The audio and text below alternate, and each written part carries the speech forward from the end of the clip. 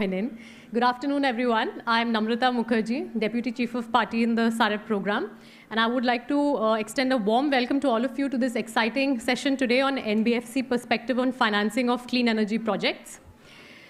Did you know, just a fact to begin with this session, MSMEs in the South Asia region in 2020 contributed to an average of 34% to the region's gross domestic product and employed an average of 77% of the region's workforce and generates around 120 to 130 million tons of carbon dioxide. I mean, really, statistics that we should all be, aware of.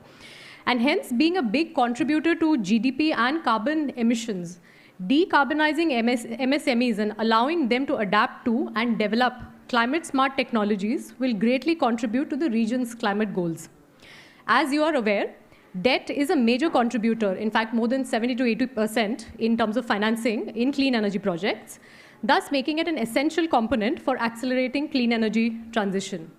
Hence, with this importance of debt capital in mind, we conceptualize this session today, where NBFCs operating in the clean energy space shall share their perspective on the challenges and opportunities of lending to clean energy projects. Today, we have with us our partners, Tata Cleantech Capital and Caspian from India, and the Nepal Infrastructure Bank Limited NIFRA from Nepal, who are joining us today for this session. Caspian, with whom SAREP is partnering for creating a climate-smart debt fund, shall provide insights pertaining to financing MSMEs. Caspian Fund has been operating in the space of financing MSMEs for over 10 years now and has provided customized collateral-free debt to 200 social enterprises, startups, and financial institutions. It has disbursed US $312 million so far. Tata Cleantech Capital, with whom SAREP is assisting in creating a dedicated e-mobility alternate investment fund, or commonly known as AIF, has been leading the climate transition in India since 2014.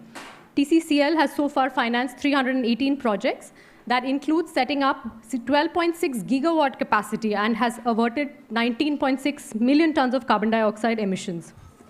TCCL so far has disbursed US $3 billion in loans. Let me provide you with a brief outlook on the financing requirements for meeting clean energy targets in India specifically. Based on the clean energy commitments announced by India, the reform-linked distribution sector scheme requires an investment of US $25 billion in smart meters by 2026. The investment potential for energy efficiency in India is estimated to be around US $100 billion. And an investment of more than US $200 billion will be required till 2030 to achieve the e-mobility targets. And even more significant, an investment at about US $363 billion will be required to set up the 2030 renewable energy targets that India has announced for itself till 2030. All these above-mentioned investment requirements are unprecedented, and hence it is challenging on one hand, however, provides a great opportunity to capital providers. Similarly, in Nepal, the Nepal Infrastructure Bank and SAREP are collaborating for issuance of green bonds in Nepal. NIFRA is the first national-level infrastructure development bank set up with an objective of accelerating infrastructure development and contributing to the SDGs 2030 mandate of the country. Government of Nepal holds 10% shareholding in NIFRA and so far has disbursed US $162 million. Let me provide you a brief perspective regarding financing of clean energy projects in Nepal. It is estimated that US $46 billion worth of investments are required by 2030 for meeting the clean energy commitments announced by the government of Nepal, which translates to an annual investment requirement of US $5.1 billion. Interestingly, government, DFIs, and financing institutions have committed an investment of close to 20 billion so far in Nepal. However, it still translates to an investment gap of US $26 billion, which equates to an annual gap of US $3 billion.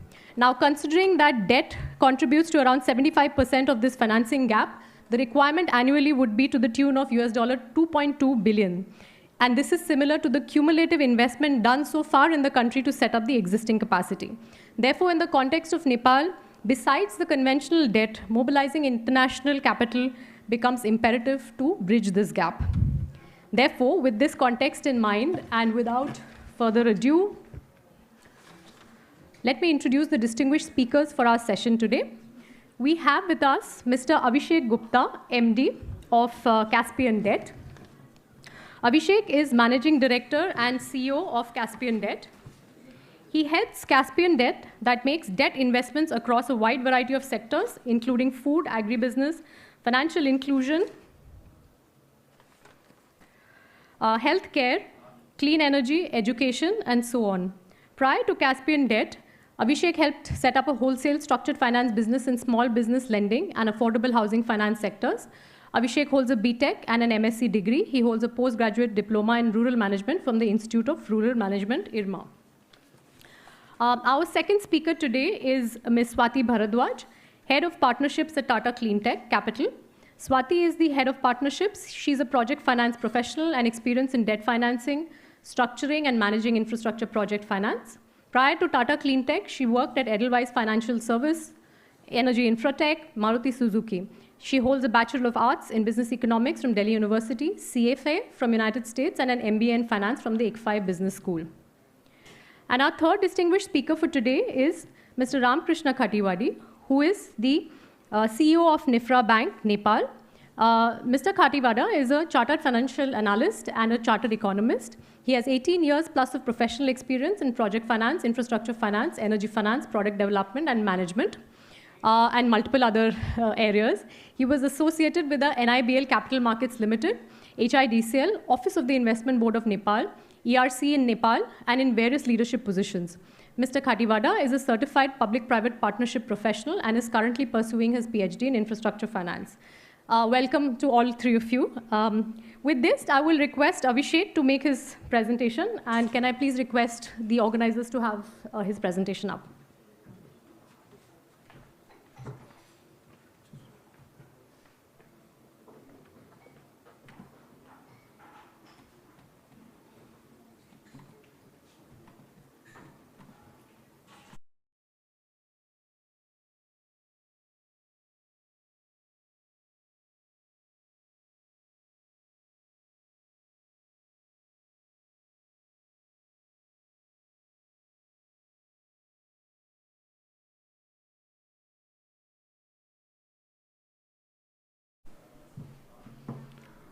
Thank you, Namrata. Thank you, SAREP team and USAID. Good afternoon, everybody. So I think the topic that I've been given is to talk about the challenges and opportunities for financing clean energy transition of MSMEs. And I don't know if you noticed, Namrata mentioned the reason I or Caspian Debt got associated with SAREP was because we are trying to raise a climate smart debt fund that is planning to provide debt to MSMEs specifically. And the challenges and the opportunities that we are describing there is something that I'm going to try and describe again today. And a lot of the learnings that we've had in the last 6-7 years together, along with the 6-7 months, along with the SAREP team. Water, water everywhere, not a drop to drink. The tanks are full. The large capital providers, the large capital tanks are all full. At least everybody is talking about it. So there is no dearth of capital. But there are no pipelines. Meaning, the capital is there, at least people are saying it is there, and they're looking for a way to finance energy transition for MSMEs, but how will the water move down to the MSMEs? There are no pipelines. Because large capital owners want to deploy large volumes of capital. Great, all of this is good news. Very quickly, they want to deploy this money into climate smart opportunities, especially for MSMEs. But they want to do it in large volumes. That sounds good on paper, but practically it is difficult, and I'll talk about why.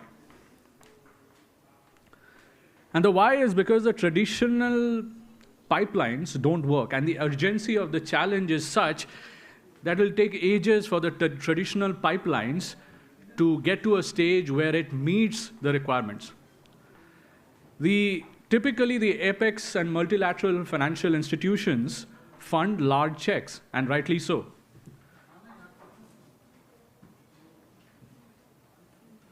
And rightly so, because they are the ones that have the ability to pool together capital from a variety of sources, sometimes government, sometimes several other types of sources.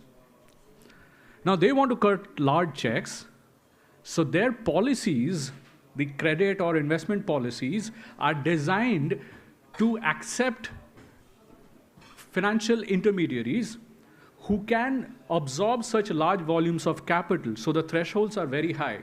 So if you look at India, the apex financial institutions in India have a written, unwritten criteria that they will not fund any financial intermediary if they are not A-rated and above. Meaning, the entities that will or need to get support from the multilat or apex financial institutions have to be large, established. Now the problem is, the large banks or large financial institutions are not interested as yet, because they have enough and more business in whatever they were doing, whether it is normal petrol, diesel, vehicle finance, whether it is microfinance, whether it is financing real estate, the normal types. They have enough and more business, and at least till now, there is no incentive for them to really go and do that business. The reality is there are a lot of other types of alternate financial institutions that have come up in the last few years in India. Caspian Debt is one of them, but of course there are several others like us who are trying to do financing in a different way that kind of accelerates climate transition the way it should be. But then we are not A-rated. The other type of pipeline, other than the capital pipeline, is the information pipeline. There is enough and more reports, data, guidelines that are available that MSMEs typically could look at, read through, and at least theoretically adopt as practices to improve their climate footprint. But the reality is, it's a bit too confusing. If you read through some of the reports, no matter how well-intentioned they are, beyond a point, for a lot of cases, it is difficult to implement. Because in a lot of cases, except for some projects that I know has been done in India, it's quite generic. And there is no solution to that. So it's almost like, I don't know if you had this experience, in a lot of the hotels you go, a lot of the time goes waste figuring out how the faucet works, right? You don't know which side is the warm water, which side is the cold water. You have to call in somebody to figure that out. So we are in that kind of a situation where the literature around climate smart transition or energy transition is concerned. Now I talked about first the capital providers. But are the MSMEs themselves interested in climate transition?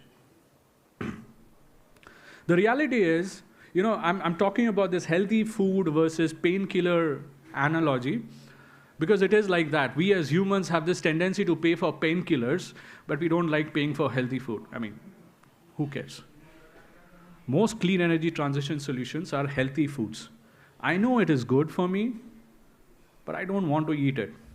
Because MSMEs are heavily focused on visible and immediate revenue increase, whereas most clean energy transition solutions are actually, they require upfront investments and the savings are uncertain and the savings come in the long run. There are savings.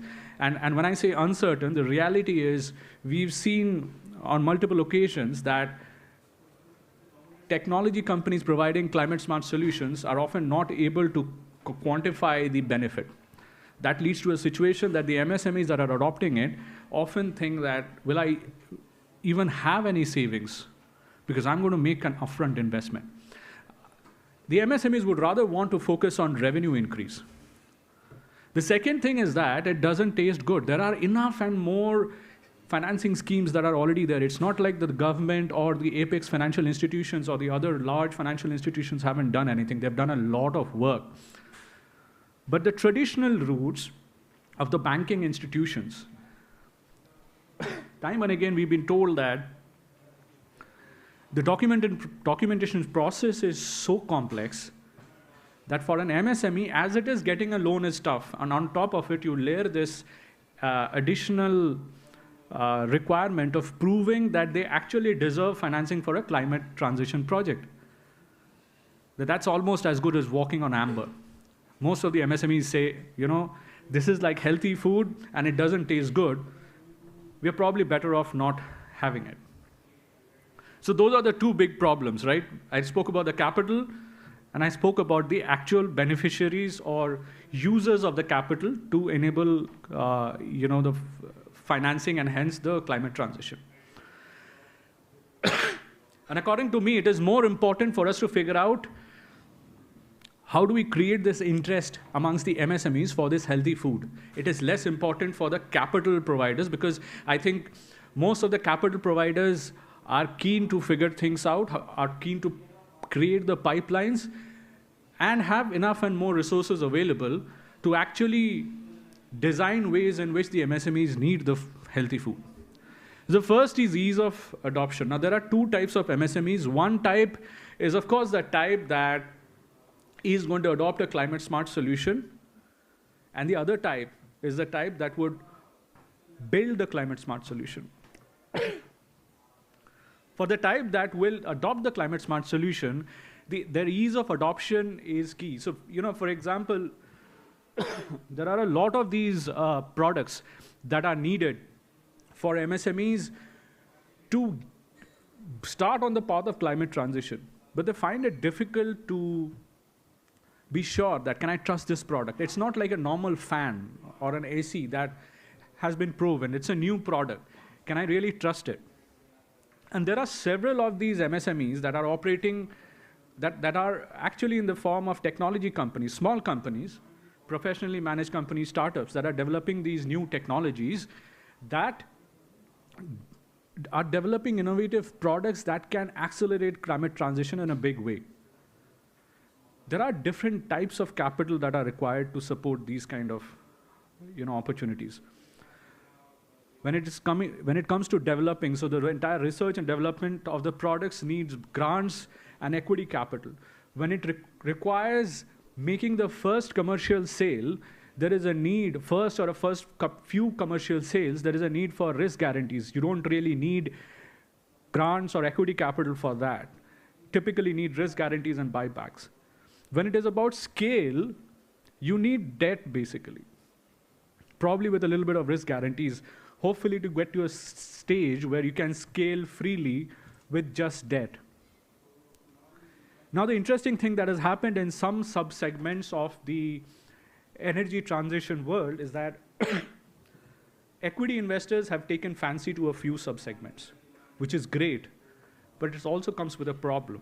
What is happening is that in the last few years of low interest rate fueled money, venture capital as an industry has taken a liking to the blitz scaling model, where you dump capital on companies to help them scale, create monopolies, and they'll figure out the problem later. And reality is that kind of pumping in of funding actually leads to created bad business models, which scares away debt.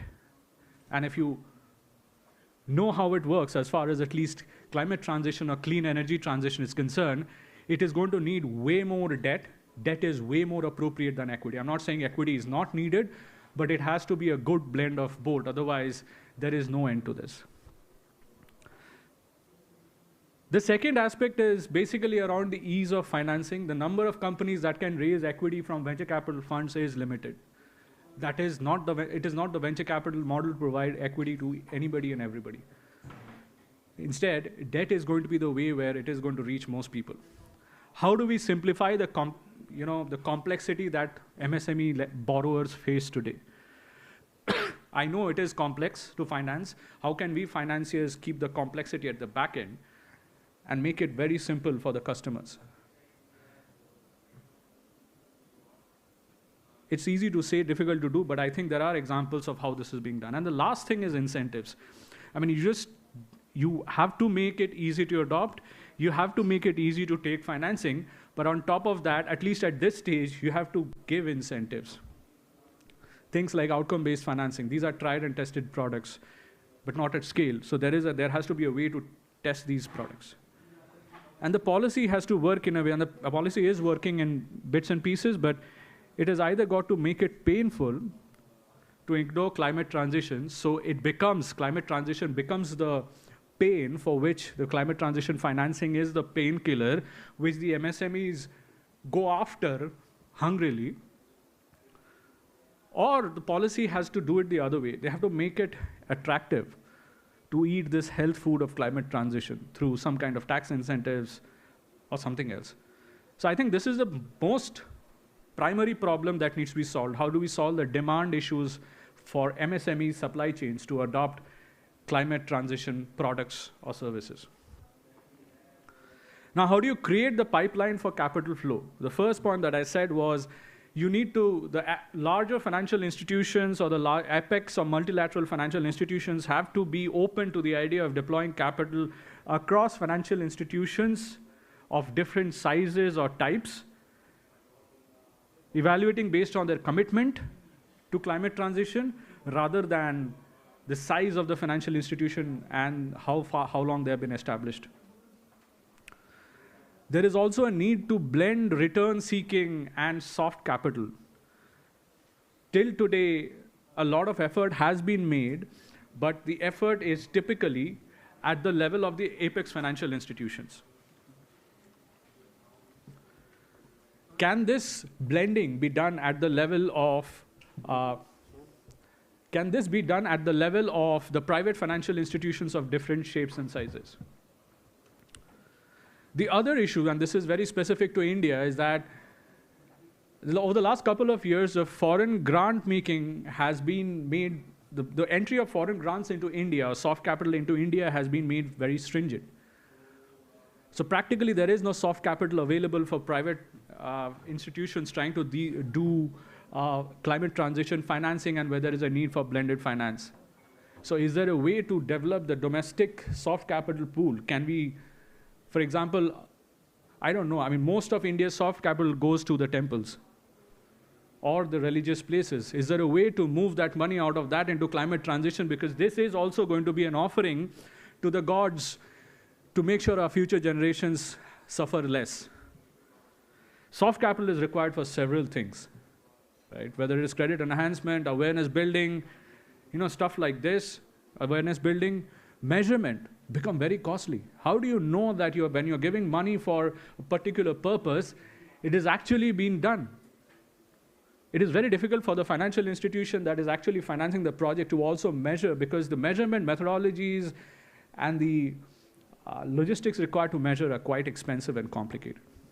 And lastly, incentivize. I think there is still a very good reason for us to try and figure out ways in which we can incentivize the MSMEs to adopt climate smart practices. It's not natural to most of them even today. So like I was saying, debt, equity, and grants need to find a way to balance each other, easier said than done. And like I was saying, dumping equity for blitz scaling in specific segments, and I think the electric vehicle segment has seen this a lot, it doesn't work. Because debt, it scares debt away beyond a point. I'm not saying equity is not needed. For a lot of these instances, equity is needed, and probably in large volumes than it has happened in the past, but it shouldn't scare away debt. It should look at debt as a way to scale. Equity can't achieve the entire scale. And there is a need to try a variety of alternate products, whether it is, for example, something that we are trying to build, a credit-enhanced fund that provides financing to MSMEs and incentivizes them for achieving the climate transition goals. And we have been at it for the last 6-7 months with the help of the SAREP and the USAID team. It's not been an easy ride. Like I said, the tanks are full. Folks who are trying to build the pipelines can't see it yet. The water is there, but it's in theory. There are other products like risk guarantee structures for early stage innovations. We've worked with incubators, for example, where we've looked at very early stage companies making their first or second commercial sale, and they don't have working capital financing. But these are hardware projects which need working capital. It is not software where the working capital requirements are lower. So how can you do it with risk guarantee structures, enable them to get to a stage where they are of a respectable size and they can get financing on their own? And lastly, incentivization for adoption of these proven technologies. We've not been able to do this in climate or energy transition space as yet. We've done this in healthcare, where We funded a bunch of healthcare companies post-COVID and told them that, you are going to build towards a better healthcare opportunities for low-income households or people living in underserved geographies, but you have to achieve ABC goals. And if you achieve ABC goals, I'm going to reduce your interest rate from X, reduce your interest rate by 3 to 5%. And that product is working. So there are products like that we've tried and we have established in some sector or the other, in some cases in the energy sector itself, that needs to be scaled up in a big way. And it's not just about us, there are several others who can do this as well. Because solo heroes can't do it. As you would see even in the movies, they've stopped showing those single Tony Stark or Superman movies or Spider-Man movies. They now have Avengers or Justice League. We need the Justice Leagues and the Avengers. I like the theme of this event a lot because it talks about catalyzing partnerships. There's no way we can do this without partnerships. And I think there is still somewhere a lot of us think that we can be solo heroes. Unfortunately, it can't. You need the big superheroes, you need the small superheroes, you need the not-so-superheroes all to come together, because otherwise the pipeline will never get created. So that's all from my side. Like I said, I'm from Caspian Debt. Any questions? Happy to answer. Or will it be done later? No, just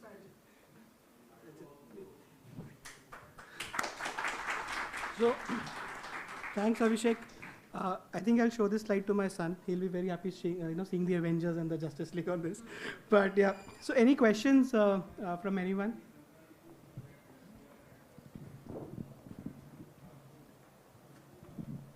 Hi, this is Neha from GGGI. I come from the financial sector. I was in IFC before this.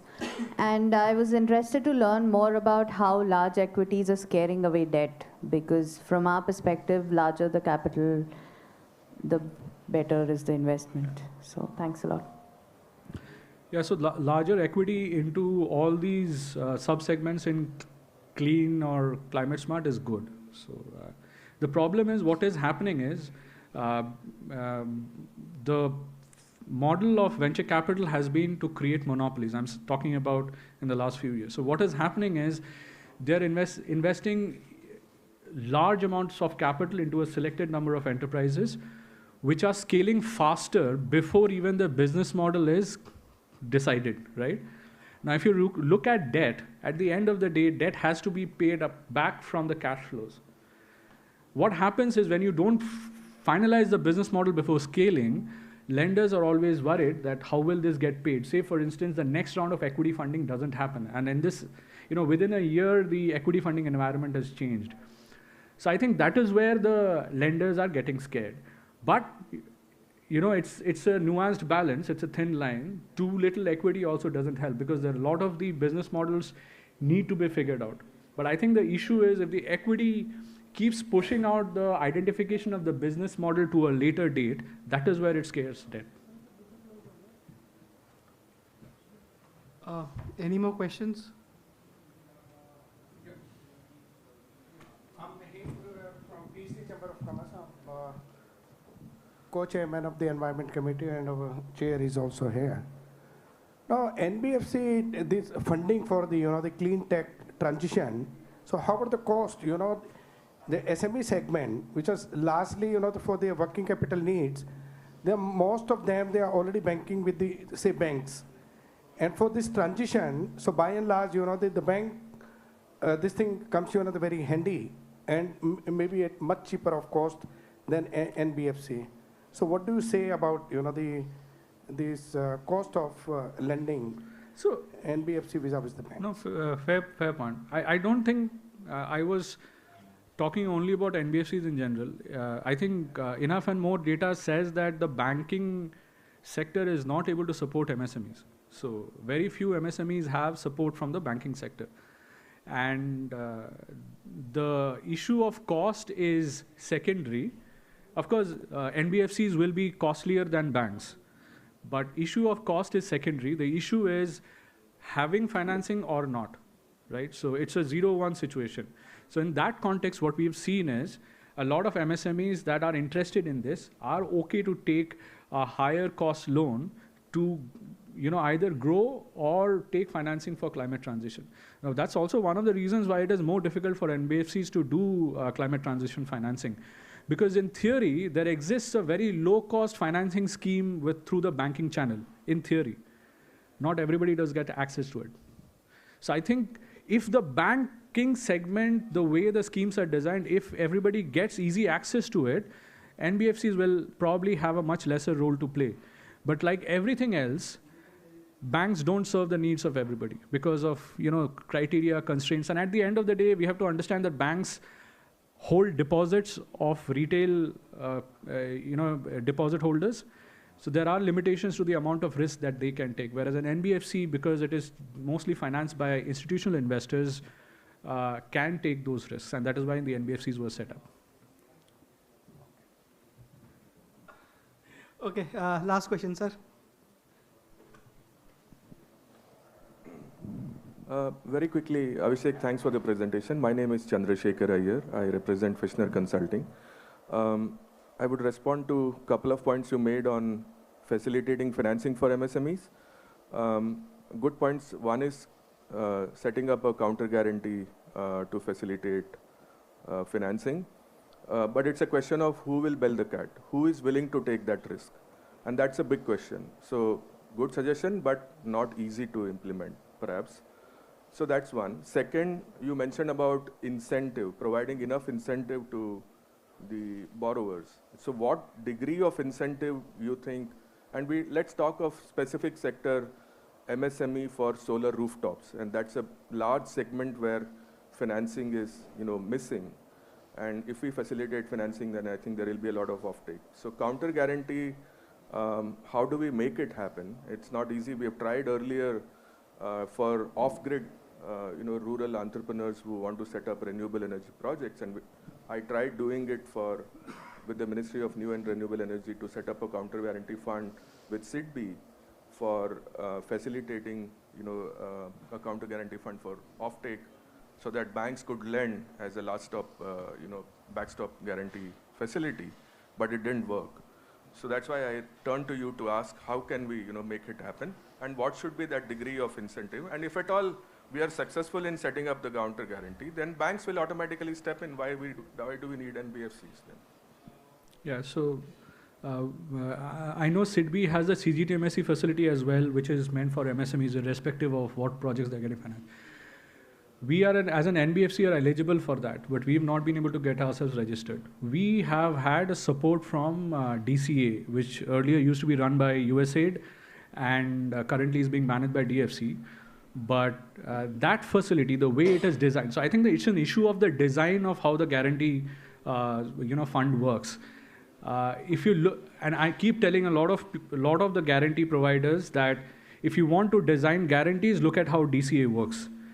It is smooth and flawless, it's like butter. If you have well-intentioned financial institutions, they do an upfront due diligence on you, and then when it comes to the loan, and they set criteria, right? And then when there is a default, USAID or DCA is very proactive in making sure that the defaults are settled on time. You don't hear of that kind of an experience from a CGTMSE or any other credit guarantee fund that has been set up by the government. I mean, I hope it gets better. For example, ECLJS, people are saying that it's better. Setup was certainly better, but I don't know whether the settlement is going to be better. We are yet to experience that. So I think it's an issue of, you're right, who will bell the cat, but people have already belled the cat. There is funds committed to the guarantee funds. It's about design. It is about designing it in a way that trust comes first, and trust but verify. I think the entire guarantee structure, the way it is designed, in my opinion, sir, is that at least the government guarantee structures, it starts from a position of lack of trust. That everybody's trying to cheat me, so I have to do things to prevent people from extracting value from this guarantee program. That's my personal view. Sure. So thanks, Abhishek. I'll just call Swati from Tata Cleantech now.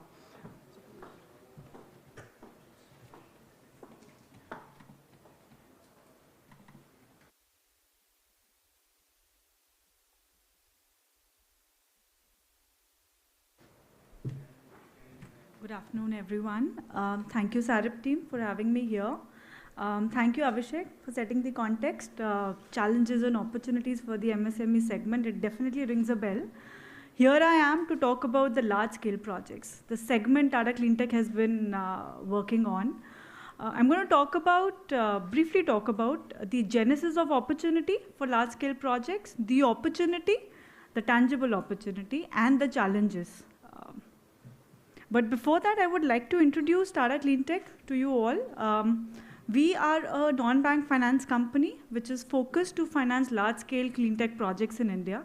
We've funded about 350 projects, about 25,000 crores being disbursed in renewable energy, transmission, EV, energy efficiency, water, the headline infrastructure sectors, and the cleantech sectors. We are backed by Tata Capital and IFC Washington. We have worked very closely with a lot of multilaterals and DFIs in this journey. Now comes the genesis of opportunity for the large-scale cleantech projects. We all know net zero is at the forefront globally. Most of the globe is covered by one or the other form of net zero commitment. India has also taken its ambitious stand to be net zero by 2070. What makes India unique to tap on this opportunity is the per capita carbon emission that is generated in India. We all know the next few decades are going to be fuel for growth in India. There's going to be a lot of industrialization. There's going to be a lot of infrastructure development in India. At the same time, our net zero commitments. So that only means that most of the transition is going to be fueled by green technology. That makes us unique. Global investors are not only going to get an avenue for investment, but an avenue which is also going to support ESG commitments. That's why we are unique. What does this mean? The commitment is there. The strategy is there, COP27. We've targeted to reduce emissions by 45% from 2005 levels. How are we going to achieve it? Electricity, transport, and industry are the sectors which are going to help us achieve it. Electricity contributes to 60% of carbon emissions. That's why the thrust on renewable energy. We've come a long way. 6% of renewable energy contribution earlier, which is now 12%, which is a significant shift for a country solely dependent on fossil fuels. And we have a long way to go. Transport, we have seen ambitious tasks being taken by Government of India. There is a policy in place, there is subsidy in place, there is a commitment to transform four-wheelers, two-wheelers, joint infrastructure by 2030. Industry, we have seen large corporates taking up the challenge to be net zero by a certain timeline. We've seen corporates preferring, industries preferring to do business in a more energy efficient ways, to switch to state-of-the-art technology which is more energy efficient.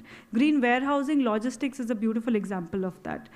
Green warehousing was a nascent segment a couple years back, and now with more innovative solutions, a lot of global investments, green solutions, it is now at the forefront. It is no more emerging, it's mainstream now. So these three sectors are going to contribute and help India achieve its target. And the interesting fact is all the three mostly require large capex. That's where mainstreaming of financing for these sectors is important. Rationale for business case. Is there a business case? We have targets in place. We have a target of 450 gigawatts for renewables. We have targets for energy efficiency and EV. Is there a policy framework in place? Yes. So government has created a conducive policy environment in terms of subsidy. We've seen renewables case. It's a case study. Initially supported by VGF, it helped create demand, supply, and now it's on a self-sustaining basis. Similar initiatives are being done for EV also. We have seen jump in FAME 2 subsidy from 500 crores to 10,000 crores. So this is going to lead to cost competitiveness of the sector where it can be self-sustaining. But green is a good theme to have. It is a headline topic. But unless it is coupled by the strong business model, it doesn't solve the problem. Investors are not going to invest in it purely because it's green. Off-takers are not going to subscribe to it only because of it's green. It has to have a robust business model. It has to be viable business. This is what we have seen in renewable energy. Because of VGF, because of demand, supply, initial support by the government, it is self-sustaining now.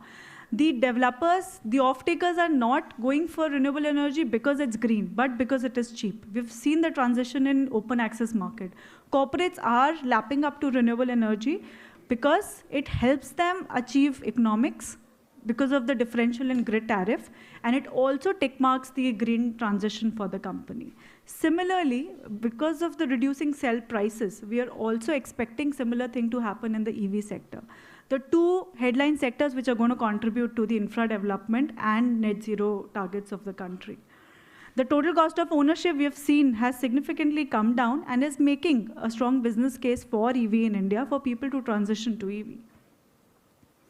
This was the genesis of the opportunity, but what is the opportunity we're talking about? We're talking about a huge investment requirement to help us achieve the target. We're talking about $1 trillion.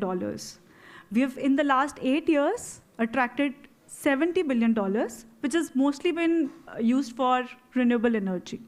The next 8 years are going to require $1.15 trillion. And as per our assessment, not everything has to go for renewables. Only a part, renewables will continue to draw a sizable chunk, but other sectors, transmission.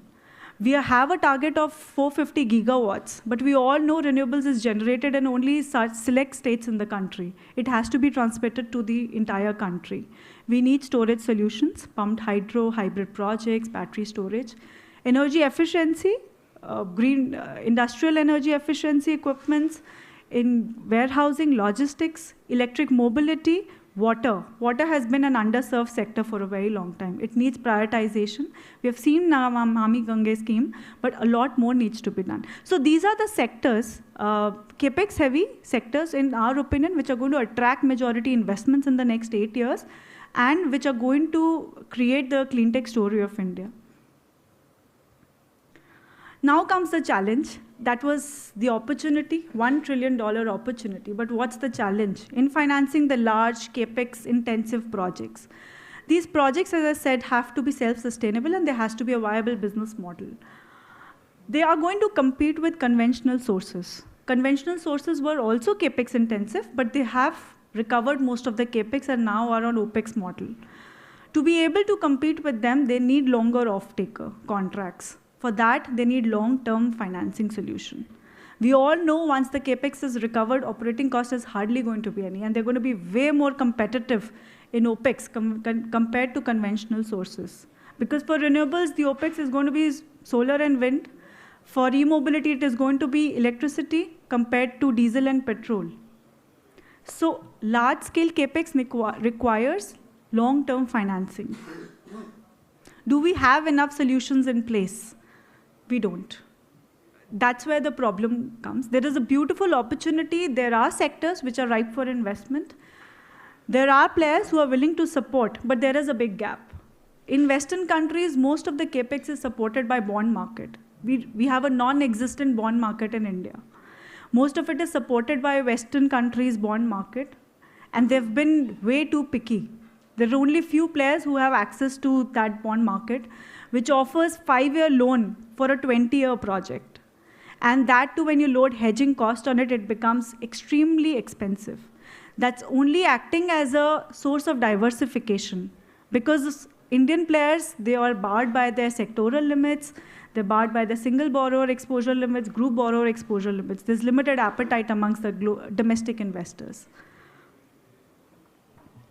Some of the other challenges in our view, apart from access to finance, access to long-term finance, is the off-taker profile, which is going to constitute a major challenge for the development of the clean tech opportunity. We need off-takers with solid payment security mechanism and financial health.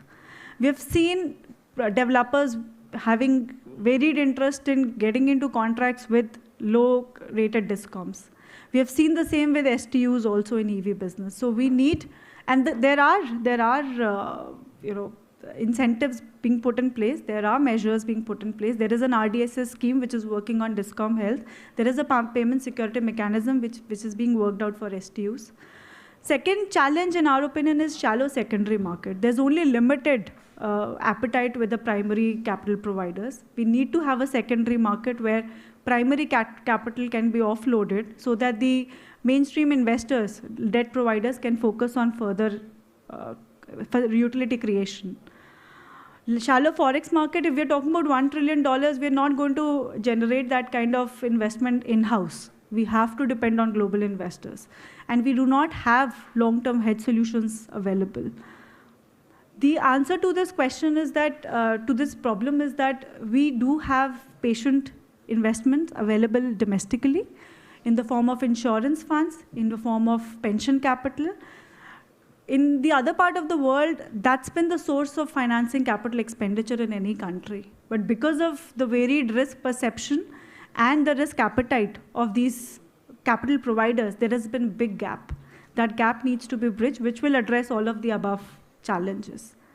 Non-availability of funding for emerging technologies is something we're all aware of, and rightly so. Some of these technologies are nascent. They need to go through the grind to be viable, to prove that they're not prone to regulatory risk, business model risk. Abhishek also briefly mentioned that because once the capital comes in, the business model takes backseat. That is something mainstream lenders at least can't afford. So they need to go through the grind to be eligible for mainstream lenders.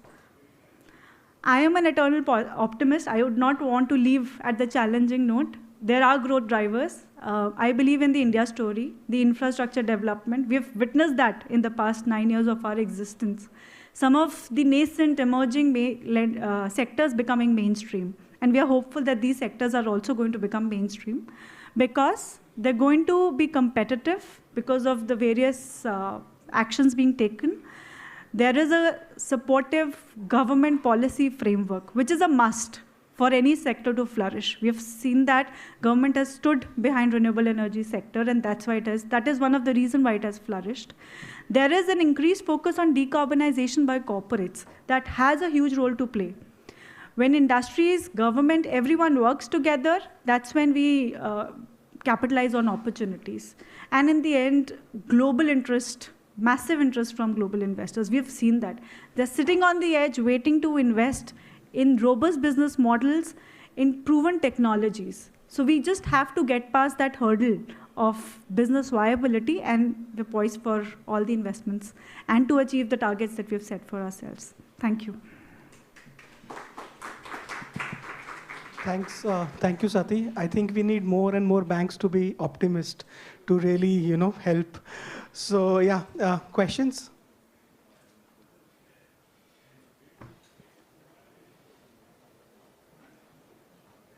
Good. Everyone believes in the optimism. Indeed. Happy to see that. Okay, I'll ask a question then. So you mentioned about, and I think Abhishek also mentioned about the role of MSMEs, and so I'm going to ask a difficult one, right? Yeah. So how do you see the MSMEs and your growth story and the role of MSMEs, how they actually transition into this entire growth story which you mentioned? So undoubtedly, MSMEs have a role to play in the growth story. And there are different categories of lenders with different risk appetite and solutions and understanding of that segment to cater to each of these segments. There are lenders like Caspian and many more. And I agree, there are a lot of banks which only want to focus on MSME segment, and they're wary of investing in infrastructure projects because they've burned their hands. But infra development in coming years is going to be very different from what it was 10 years back. So there are different pockets of investors addressing, these segments, and they're going to find a solution to it. Yes. Yeah. So I was successful.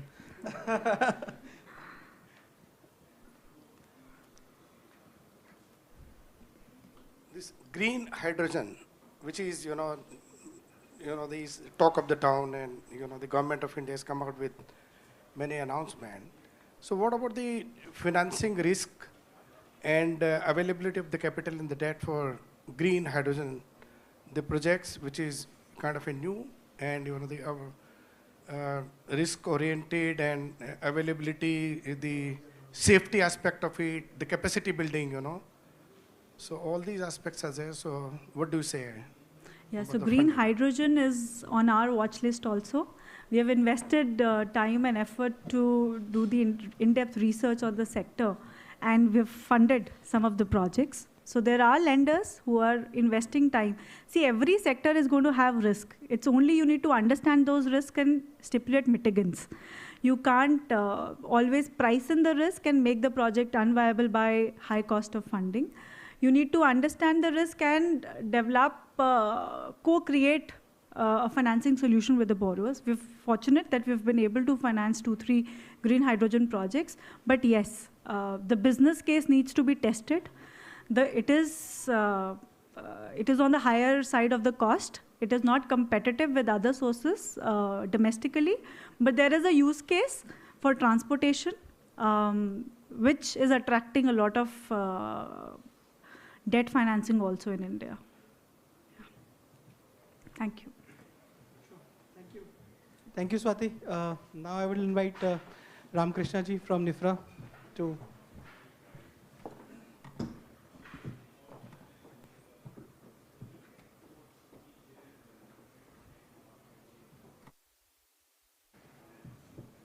Namaste, everybody.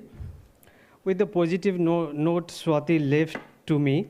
So basically, I will be covering on the financing large clean energy project in Nepal. Basically, I am from Nepal, and what are the challenges? I'll not also be mostly touching on the challenges, but mostly touching on the opportunity side. So first, before going to the challenges and opportunity, briefly touch upon the what is NIFRA. Previously also, Namrata slightly touched upon the what is NIFRA. NIFRA is a development financial institution created by the government of Nepal with the objective to help in funding the infrastructure gap in Nepal and promote public-private partnership, raise and utilize resource for financing infrastructure development, and encourage private sector participation, because without having the private sector participation, none of the infrastructure project will really materialize and will give the real fruitful scenario in the coming future. So as well as we also liaise and work with the multilateral financial institution and the different international financial institution. Basically what we are working, realizing the reality of the huge infrastructure gap in Nepal, we have been working on the model of the partnership and collaborative approach with the government agency, private sector, BFI, DFIs, IFIs, and even professional bodies like CNI, FNCCI, those kind of the institution. Obviously, energy is one of the core area because of the having a lot of project in Nepal in the energy sector. Apart from energy, we have also working on the urban infrastructure, agri infrastructure, social, and for that, being a development financial institution, we do have a different instrument, and we have been working on the having different kind of the instrument, and the SAREP also supporting us on the having debt instrument, especially green bond and the InvIT mechanism. So coming to the financing large clean energy project, so clean energy sector in Nepal, there is an ample level of the potential in terms of the hydropower generation. The economic viable hydropower potential is 43,000 based on the different study. But based on the river basin plan, recently World Bank did one study. It can go up to 300,000 megawatts. Similarly, we do have a solar potential of the 47,000 megawatt, as well as 1,600 megawatt of wind energy, and the other geothermal waste to energy.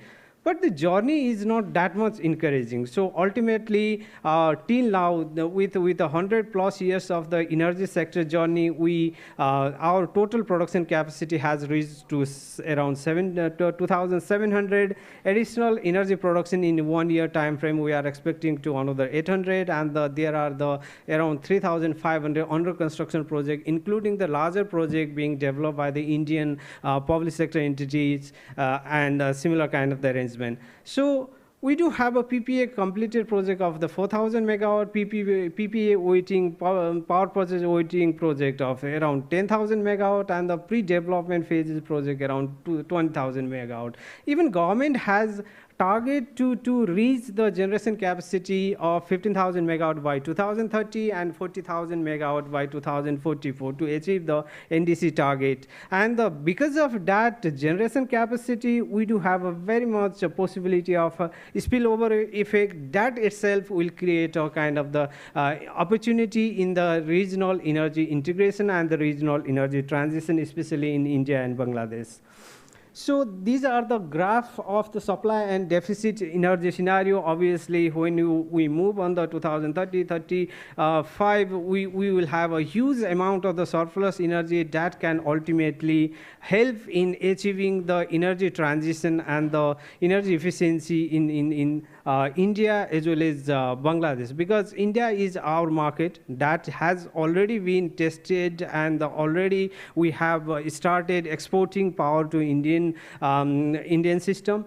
So I'll not be going on detail what is the Indian opportunity. Obviously, India is expected to reach renewable capacity by 27% and also 500 gigawatt, which itself is give the comfort and the opportunity on the hydropower development and the hydropower opportunity in Nepal. Similarly, in the Bangladesh case also, Bangladesh itself is in discussion on the different round and the creating a clear roadmap of having Nepalese hydropower project or Nepalese hydropower generation in Bangladesh market. Recently, in their one of the parties' manifesto, they have clearly spelled out that they will import around 9,000 megawatt of energy from Nepal to achieve their NDC target.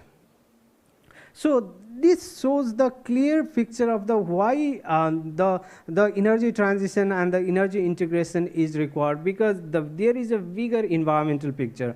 Based on the study done by the International Hydropower Agency also, 4,500 megawatt of power can achieve. It helps in achieve around 20% carbon reduction target by 2030, or ton, which is Bangladesh target for 2030. There is a huge environmental and the bigger environmental picture, and Nepal do have a larger project as well as medium-sized project which help in achieving international target, especially Bangladesh, and even help in reducing the environmental target or achieving the environment target of India.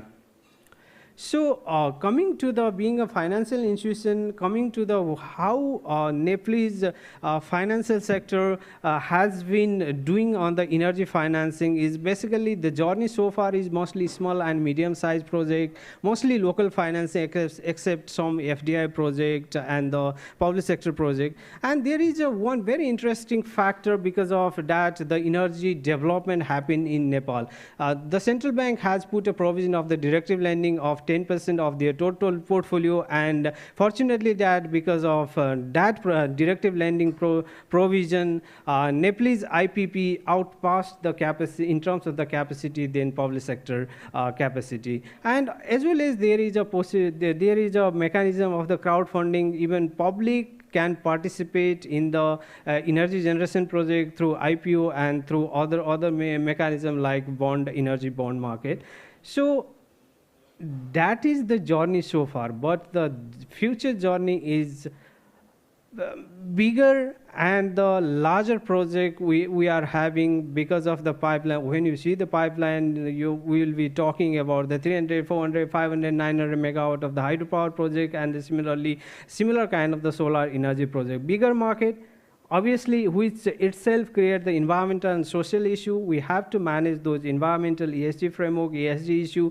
Government thought process and crowdfunding is also shaky because government, for the larger quantum of project, crowdfunding is always challenging. So that creates a fantastic opportunity to participate on the international financial institution, international financing in terms of the green financing, in terms of the debt instrument or similarly like. Interestingly, most of the financial institutions like the BFIs are mostly bank and financial institutions are basically engage in the hydropower financing, and they have already committed 4 billion and also increasing. But despite their appetite to invest, the ability to funding is quite low, which creates the opportunity to invest in the Nepalese hydropower sector.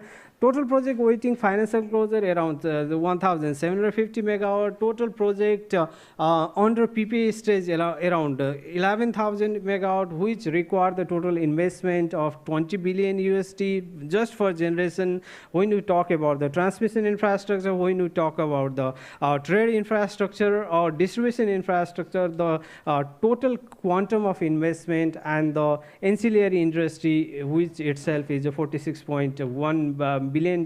That is the study done by IFC. So this creates the local financial market is already more or less existed, so that we need to have an international financial market, international bond market to have to come in the picture and work on the energy transition, on energy development in Nepal. So clean energy financing scenario, mostly possible scenario, smaller, bigger project will have a larger muscle, so that the smaller projects shall suffer in getting finance, so that we have to have the segregation between the smaller sector financing and the larger sector financing. So approaches would be mostly local financing for the smaller sector, directly lending provision, but for the larger we should have a clear ESG framework, working hedging solution, because Swati also touched on the hedging requirement, because we also exposed to the currency risks, and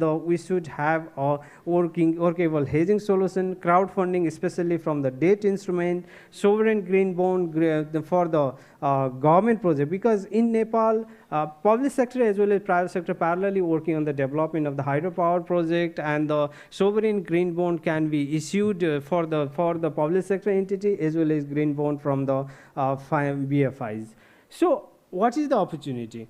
So ultimately, the energy sector in the regional energy transition, especially in the India, Bangladesh, and Nepal, can have a better opportunity if we integrate the overall development. Generation would not be sufficient without having transmission and trade, and the all three segments of the approaches should be integrated, and the integrate and develop hydropower project in the regional energy mix, especially on the PRO project. We do have an ample level of the peaking runoff river project and the storage project, which itself support the larger quantum of solar energy generation in India is one of the solution to manage the peak demand, daily peak demand, and the similar kind of the arrangement, as well as synchronize the transmission line with the generation and arrange the larger transmission line for better economic of scale, because ultimately creating the multiple transmission line will have a environmental issue, will have a social issue. Rather than going on that way, focus on the energy integration and the corridor based energy integration, so that we can prevent, we can line for the better economic of scale and the environmental protection. Arrange market in India and Bangladesh. Ultimately, is we'll have the spill energy. We'll have if we go on the whole pipeline, we'll have the huge spill energy. So that the arranged market, we have to search, we have to bring those power to India and through India to Bangladesh. So that is the opportunity for the integrated development in the energy sector.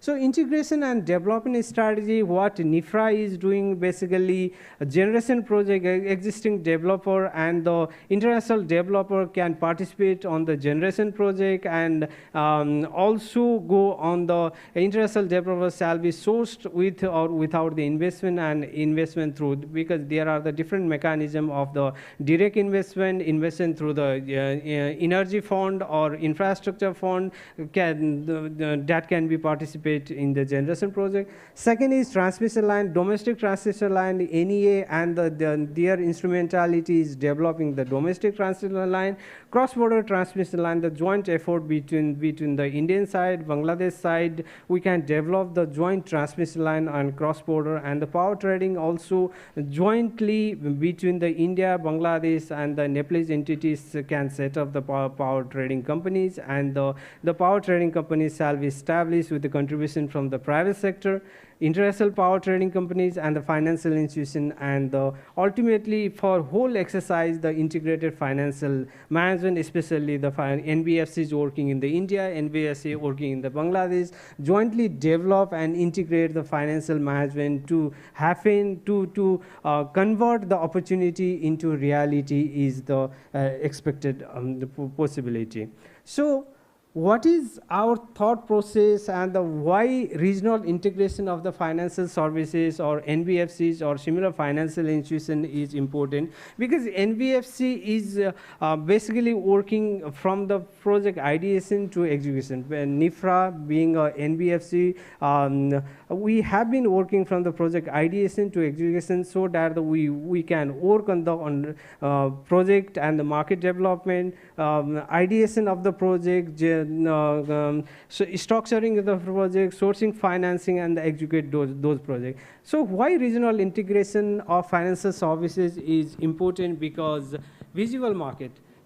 Ultimately, Nepal, India, and Bangladesh are the three major markets for the Nepalese hydropower or Nepalese clean energy project, and even investment also now coming from the Nepalese side, India side, and Bangladesh side, because other are practically discouraged. Even in the you have heard that the many Chinese investment are discouraged in Nepal because of the different reason, policies, market risks, currency risks.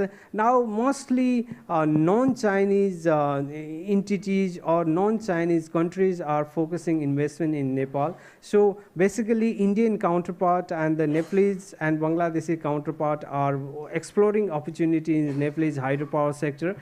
That's why we need the regional integration of financial service, because we do have understanding on the market, managing the currency risks, because if we are exporting power to India and the Indian financial institution or Indian NBFC invest in the Nepalese hydropower sector, then there will not be any currency risks. And also understanding of the market is much higher than the other countries' level financial institution. And the joint investment can be worked out, as well as project and market development exercise can be jointly worked out. So considering these, what are the regional NBFC role in large clean energy project, and what are the opportunity and what are the mechanism is obviously we do have a equity investment mechanism, we do have a co-financing in the project or fund, leveraging large debt investment through the co-financing or the debt fund or a similar kind of arrangement, offshore issuance, co-issuance debt in FCY, INR, NPR, that is also the next opportunity from the NBFC perspective. Also creation of the energy fund and the EITs, the Energy Investment Trust or the Infrastructure Investment Trust, or InvIT kind of the instrument can be worked out. So regional NBFC role in the larger clean energy project is most important, and we must have the joint development and the joint working effort, and the cooperation, collaboration should be required among the regional financial institution, Indian financial institution, Bangladeshi financial institution, and Nepal financial institution. So I'll not be going in detail about the particular project.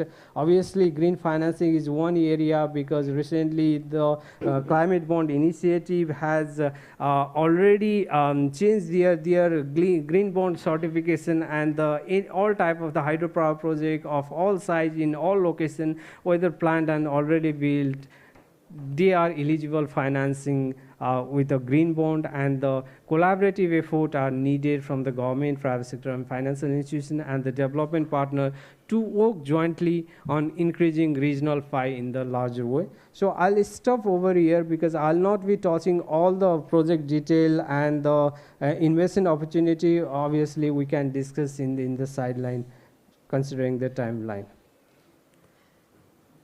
Thank you. Sure. Thank you, sir. So, any questions?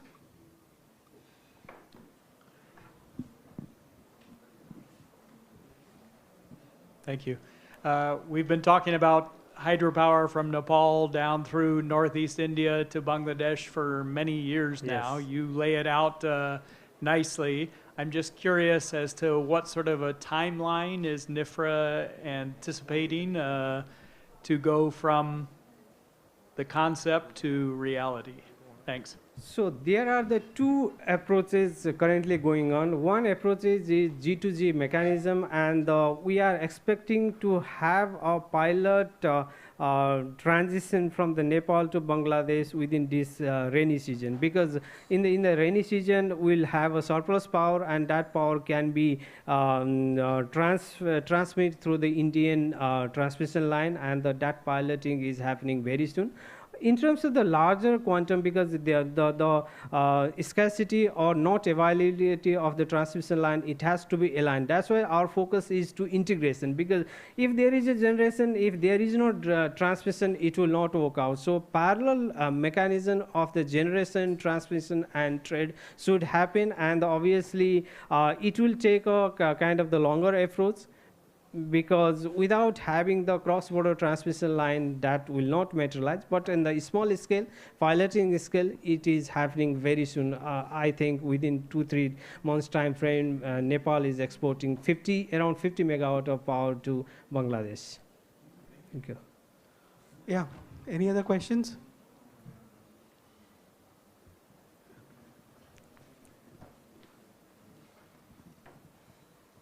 So to enable Indian and FDI in Nepal, Indian investment and FDI in Nepal, so what do you think policy measures are required at the regulators or policy makers end to enable such?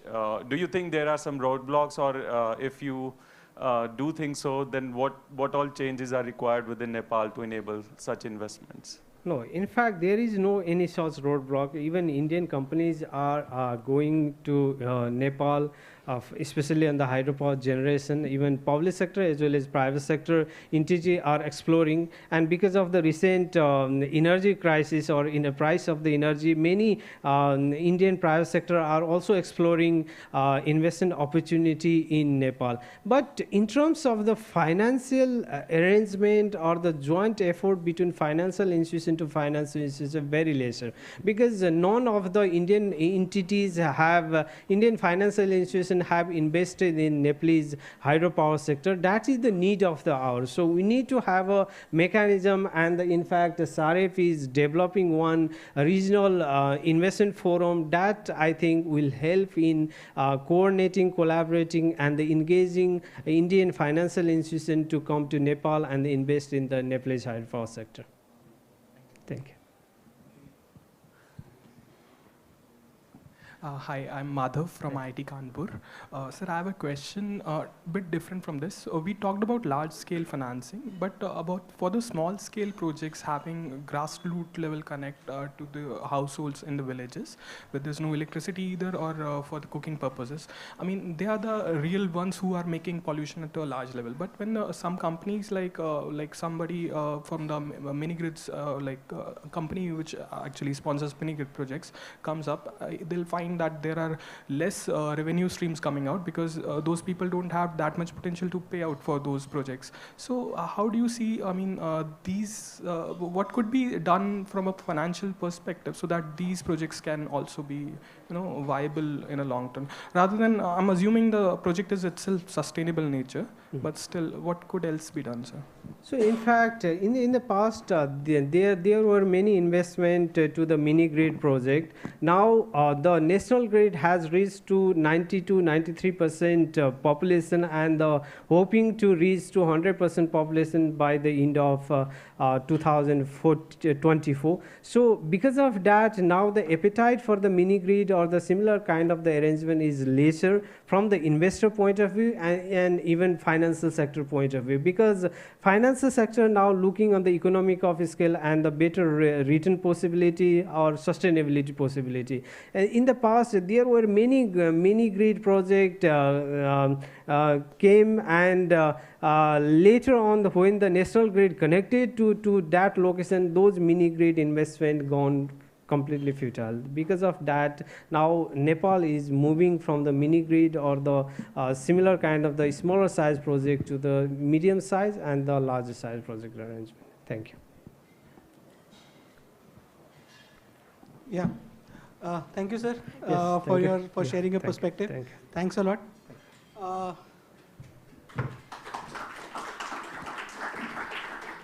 So thank you everyone for joining. Thank you to Swati, Ramkrishna sir, and Abhishek for sharing the perspectives. The idea was to put a perspective in front, provide a view of the opportunity, have some optimism, as I think Swati pointed out. Ramkrishna ji also highlighted what the markets look like, the surplus which is there, and the markets should move on the India and the Bangladesh side wherein the export happens. And I think Abhishek also had his Avengers story, to put up to everyone. Thanks a lot, John, for sitting through the session, and Anurag. Thanks a lot to USAID. So we'll close the session here. Thanks a lot, everyone, for joining.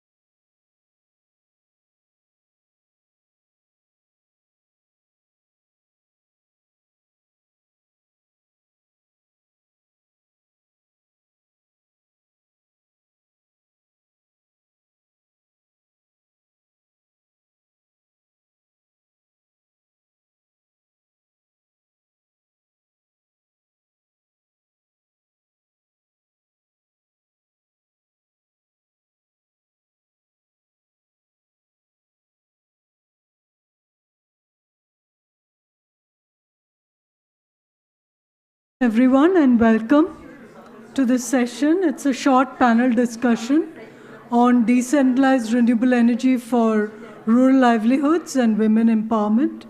It's based on a lot of our experiences in the field. And may I now request Mary and Monish to join us on the stage.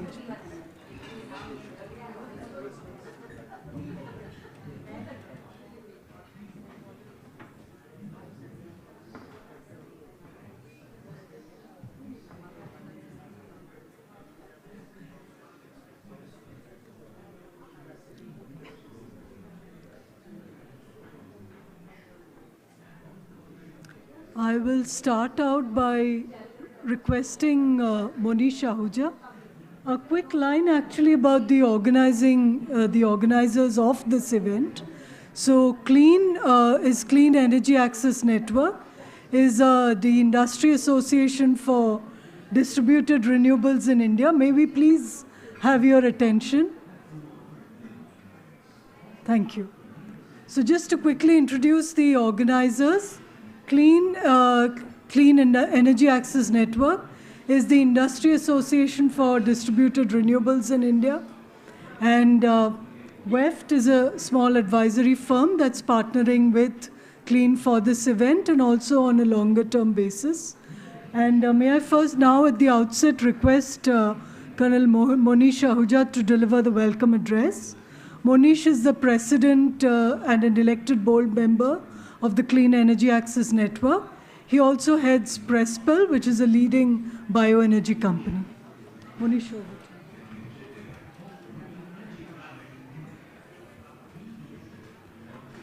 to you. Thank you, Rekha ji. So thanks to each one of you present here.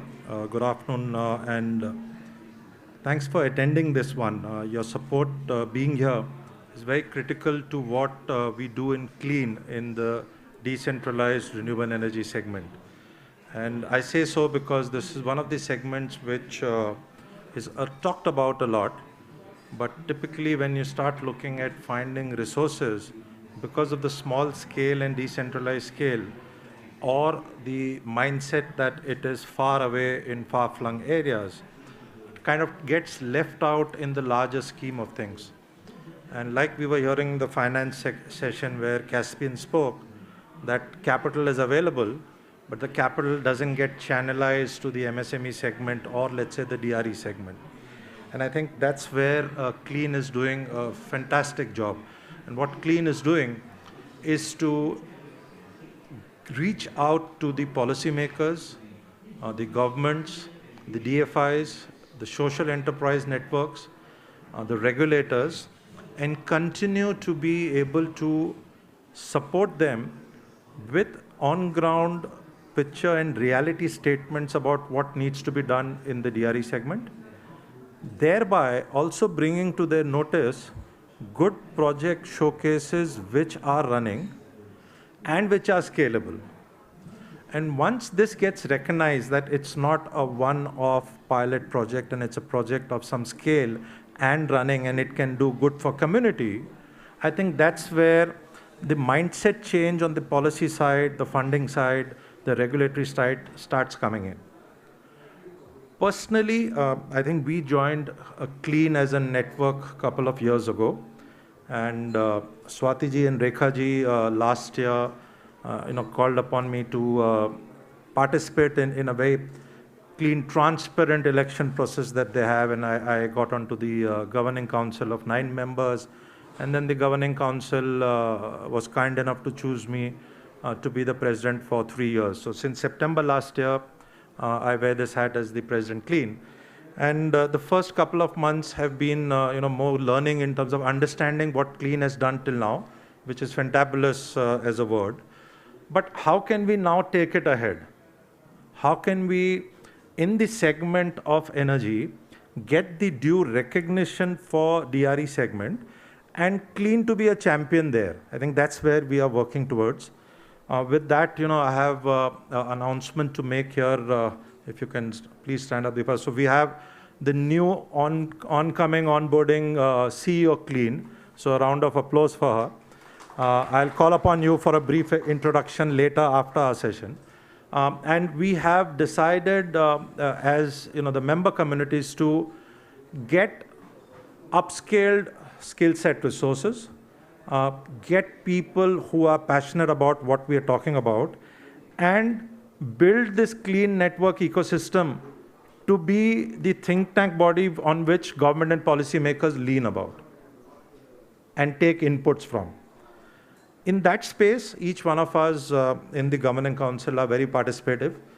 We are working with various state governments, more so with the northeast sector, which kind of gets neglected, the states which are marginalized and not the developed states, so there are 8, 9 states there, and segments which our industry association members bring forward. Particularly, I'll give you an example of what we do in Prespel to give a mindset shift that clean is not about small-scale projects. Renewable energy, decentralized, is not about small-scale projects. Today, we in India, we are on a paradigm for an explosion on the biomass bioenergy segment. There are policies which are attracting billions of dollars of investment in the biomass bioenergy segment. And each of this project will fit to the T in a DRE segment. Because this is renewable, this is decentralized, this will happen closer to the source of biomass, which in India is particularly rural or semi-urban.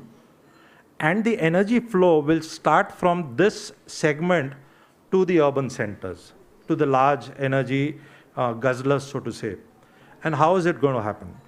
So our energy requirement in India, if you take it as a 100% basket, the electricity segment is 18% of it. And this is a published government number. And right through the day, everybody has gone gaga about talking 125 gigawatt, which is 20% of the 18%. So we are all here to talk about the 9%. What are we doing about the balance 90-odd%? Or let's say the balance 80% of our energy requirement. And we are not going to be net zero unless we focus on that 82%. And that 82% is transportation, cooking, heating, cooling, aviation, shipping, all other forms of energy, and not electricity. And hence, if you look at that segment, and now you look at DRE, you are going to find the solutions there of scale. So an ethanol plant with a $200 million investment is rural, is DRE. A CBG plant with about a $10 to $12 million investment each is rural, is DRE. A biomass IPP of a scale and size from 10 to 20 megawatt is about a $30, $40 million investment, is rural, is DRE. A boiler which my company sets up, and we operate such boiler for C&I industrial clients, is renewable energy, rural, DRE. Densification plants today in briquetting and pelleting of scale and size is rural, DRE. India had this banned for export. Only 2 months back, the export has been allowed. So now we are going to be in a space where we will be actually exporting biomass and millions of tons of it as DRE, collated. So now is the scale. So I can safely say every large corporate house today is looking at this segment of DRE. And hence, this is where the 82% of the energy mix would get focused upon and is going to draw the capital. Challenges remain, because if you go to a financial institution, and let's say for a DRE part of the business, you go to them and talk to them, and I'd need maybe $1 million or $2 million, it's going to take them the same bandwidth of resource to look at a project with a $50 million capex. And hence, for them to meet their targets, it is easier for them to appraise one $50 million project rather than 25 $2 million projects. So give it to them that they have challenges as well. The financial sector has challenges. So how do you bridge this? How do you start pooling such kind of projects so that it becomes enticing for a $50 million check to get cut or a $100 million check to get cut? Because they want to do it. Maybe they don't have the bandwidth. And that's where the NBFCs, as was the previous session, the other DFIs, smaller financial institutions, microfinance institutions start stepping in to bridge this gap, because the banks also don't want to do it. So I'll give you a live example. Anurag is here, and I met him 5 to 6 years ago, and we started working with USAID, and they liked what we do in Prespel, and after 2.5 years, we couldn't do it. Good intent, both places. And we went to all banks. COVID happened. We still survived. And post-COVID, now USAID was in a new avatar of DFC, and we got reached out again. That, are you still interested? Because what you're doing was interesting. And again, it's a journey of 2 years which we took, but about 5.5 years down the line, from USDFC, 100% sovereign, 100% credit guarantee was available to us, which we got. And thereby the banks onshore came forward to fund because you have a credit guarantee of US government. So it's possible to do. Patience, perseverance, learnings of such limited successes to be available to the DRE segment through a clean network or many more such success stories, which then guides most of us who are not aware, and people like me are also not. We learn each day, guides each of us in a cross-pollination to be now starting saying that, hey, a Prespel did it in 5 years, why can't I do it in 3 years? Or why should I not be able to do it in 1 year? Or some agency coming up and saying, if this can happen, why not we take this up? So what USAID has done and DFC has done, today a JBIC, FMO, have approached a Prespel, a JICA, that how has the US government done it and how can we do it? So that's how you catalyze the change, and I think that's what Clean is moving towards, or we are kind of, reforming ourselves to look at such an arrangement. With that, as an example, again, thanks Rekha ji for inviting me over. Thanks to the organizers. I think this has been a wonderful day that we have spent here. We have also tried to, reach out to everybody to attend this session here so that we can talk about what we do. We can invite you all to join the Clean Network. We can invite you all to guide us, and we would like to learn from you of what we could together do for this segment to be right up there. And we are doing our part, with MNRE, with Ministry of Power, Ministry of Petroleum, Niti Aayog, G20, Prime Minister's Office. And believe me, the Prime Minister's Office is taking notice and listening to us. I presented part of this on 26 December to the Prime Minister's Office. Right from here, 5 p.m., I'm going there, I'm presenting again. So after a period of 3 months, they have invited me again of a follow-up of what actions we need to do. India has announced under the G20 framework, the International Bioenergy Alliance. So we are working in the G20 framework now with the countries, akin to the International Solar Alliance. We are going to lead and form the International Bioenergy Alliance. And hence, that's the wave. That's the new renewable energy wave to capture the 80%.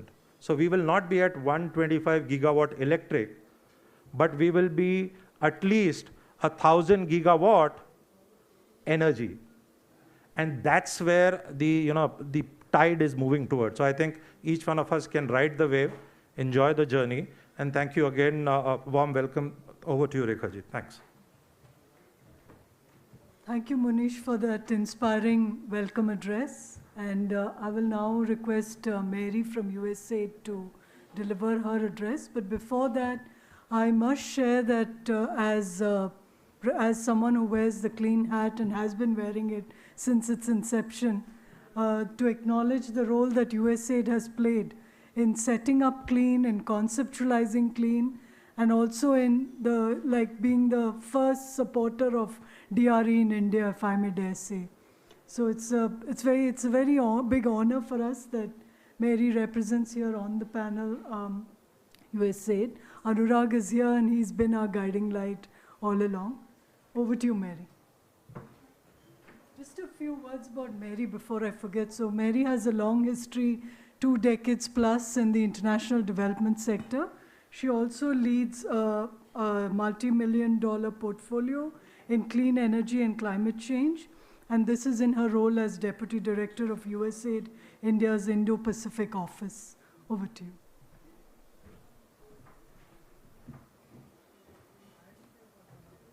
Thank you, and it's also an honor for me to be here as well. And thank you, Lieutenant Colonel, for that excellent overview of your project. Namaste, everyone, and good afternoon. The role of universal access to reliable energy to improve the health, safety, productivity, education, and overall well-being of people around the world is well established, especially the poorest and most vulnerable populations. Universal access to clean energy is integral to the transition to an inclusive, just, sustainable, secure, and net zero emissions energy system in line with the Paris Climate Agreement. Decentralized renewable energy, or DRE solutions, are already strengthening livelihoods and bolstering local economies. We have numerous examples that highlight how DRE solutions are reaching remote, rural communities not connected to the grid. I won't go into further details on this, but last mile connectivity here is absolutely essential. So today I want to talk about the partnership and innovation approach USAID India adopted to tackle development challenges and how alliances and private sector investments helped accelerate those results. In 2013, we recognized that while USAID and other donors were supporting new business models and technologies to deliver energy services to the underserved populations, our impact back then was quite incremental and small. There were 200 plus small, medium-sized enterprises, each serving a few thousand consumers, whereas the need was to serve millions of people without access to reliable and affordable energy. The energy enterprises faced challenges at each stage of the journey to be viable and scale.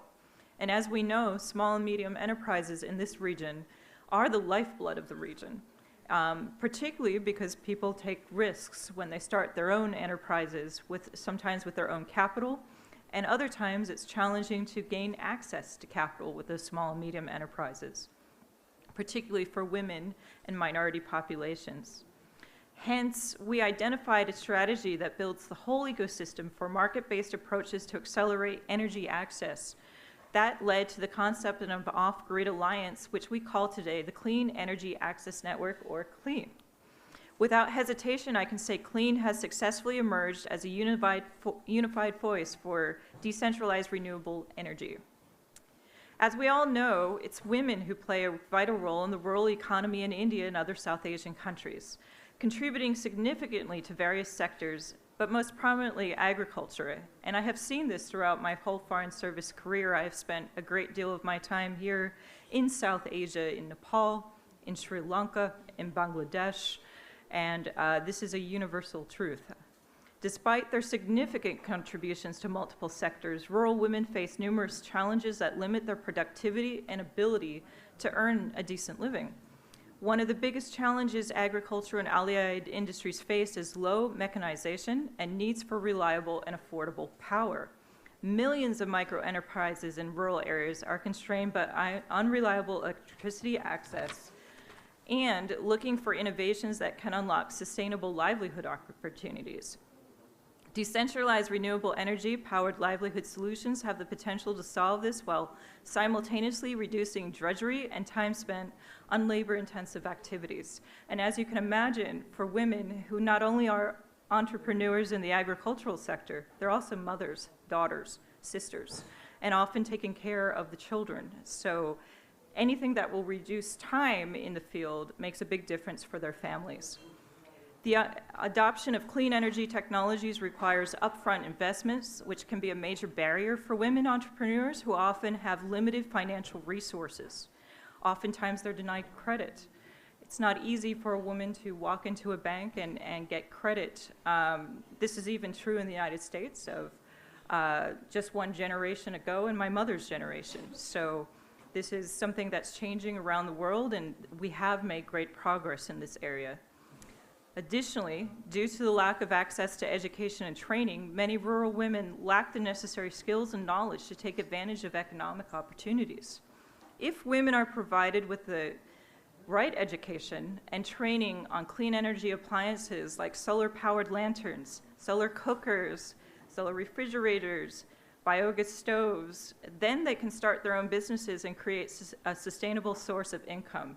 And this will change the whole Indo-Pacific region.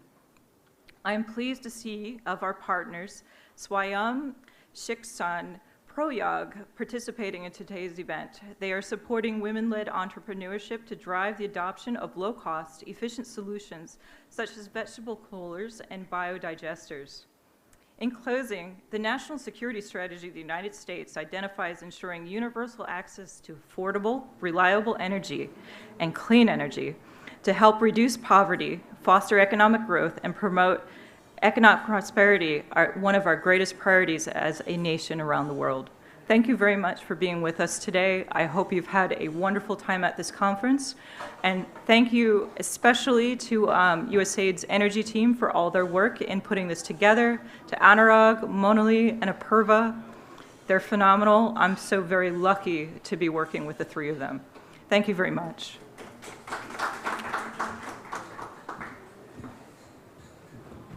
Thank you, Mary. Thank you also for outlining a little bit about the history of clean. And yes, USAID was a part of conceptualizing clean when the sector was looking for a supportive voice. And I remember being there when Dr. Rajiv Shah was there and we set up this as an idea. So, yeah. So here, my role today here was to set the context, but I think the context has been set.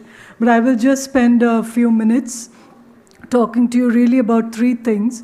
One is the evolution of the DRE sector over the last decade or so in India, and possibly there are lessons for other countries as well.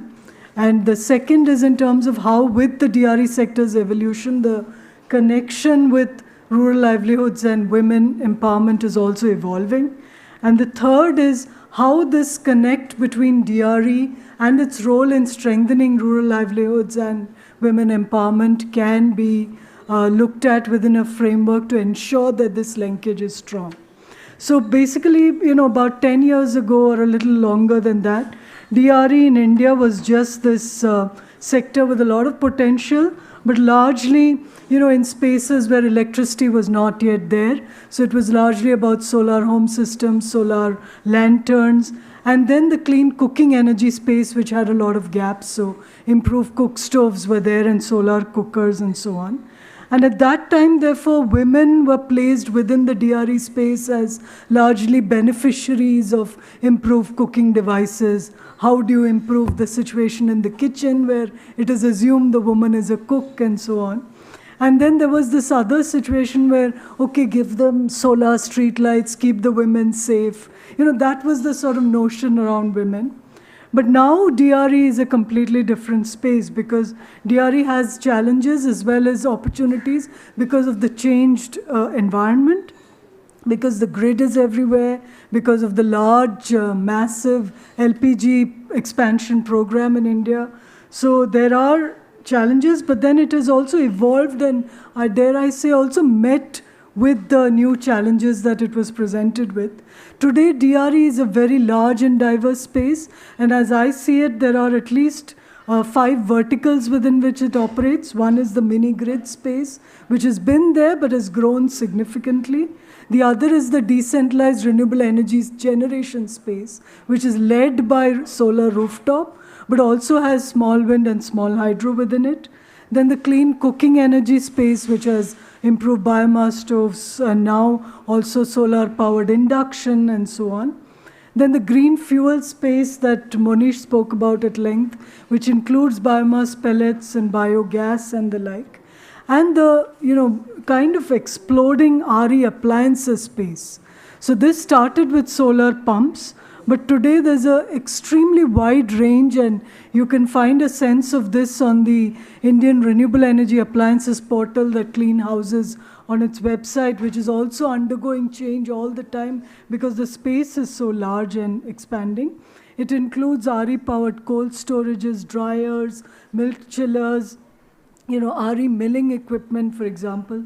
So now, as you see, with all of this, the shift is moving away for DRE, well, not moving away, but expanding into the livelihood space. So earlier it was about, solar lanterns, which is still within the household and so on, but now it's right there in the livelihood space. It's a whole different space.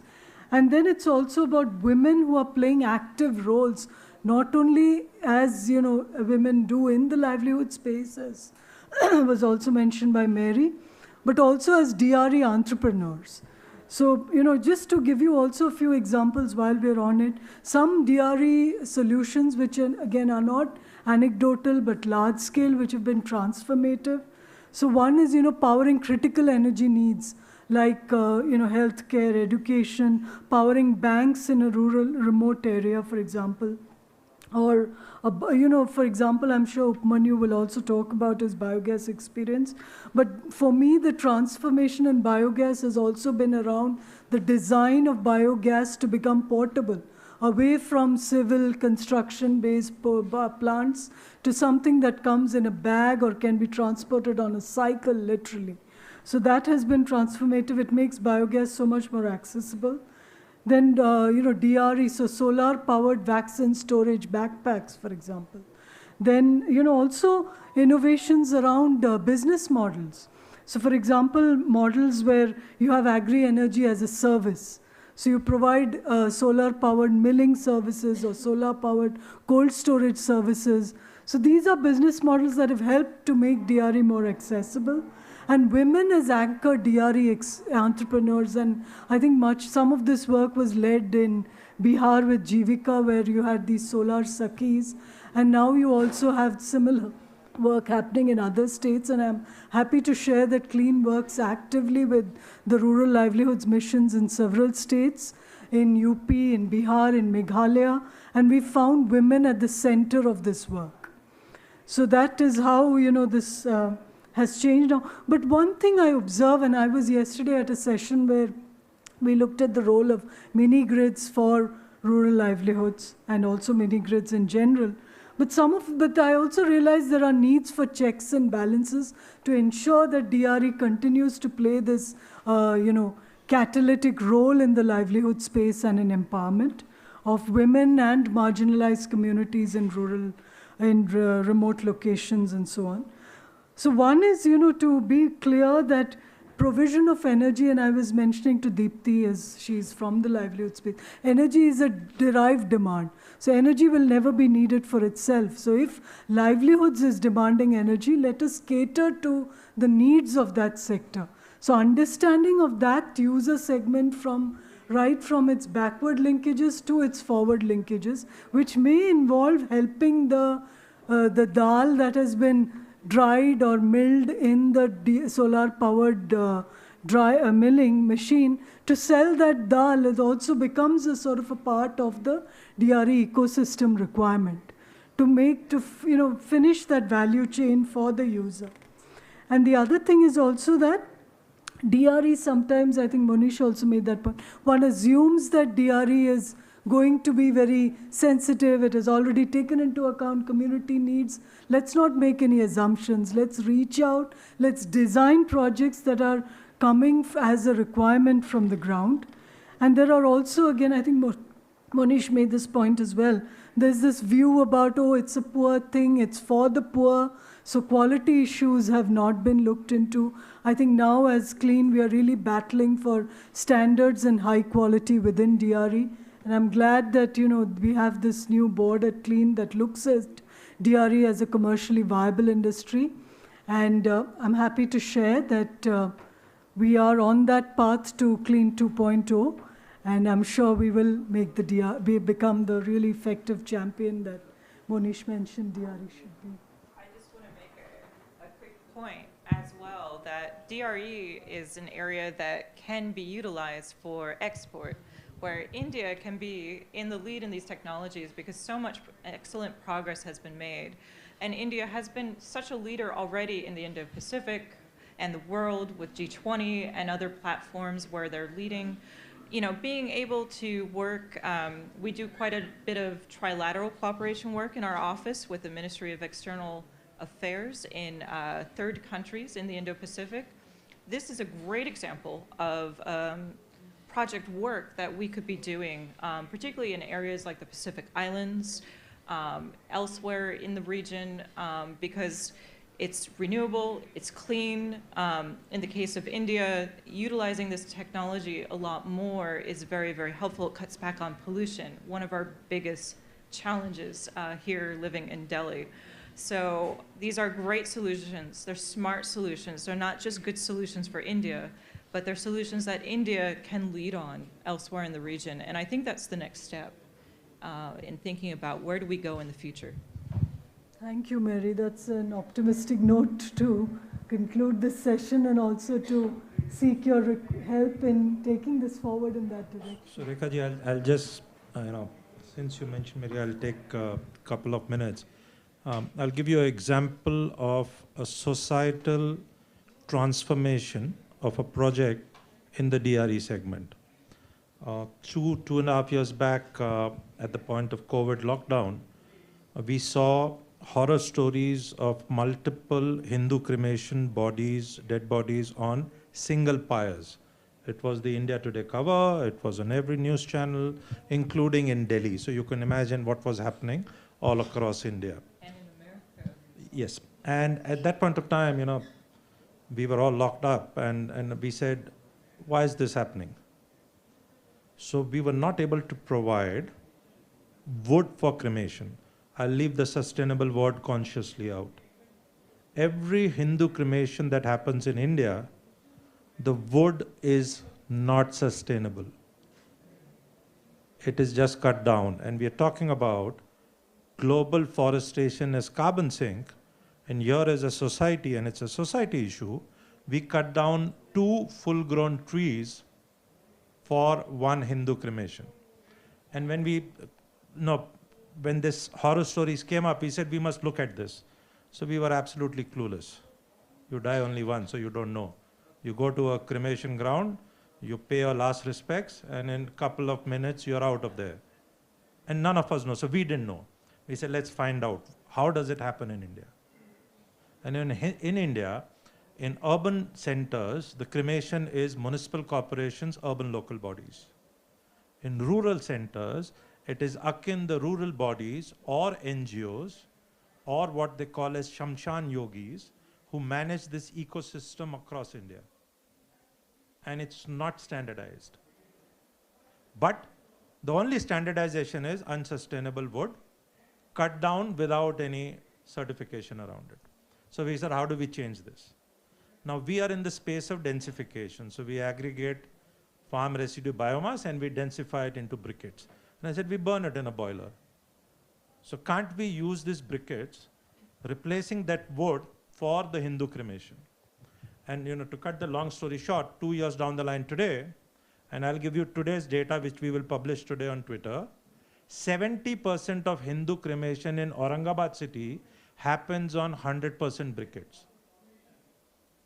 And this number has gone up starting 6 months back.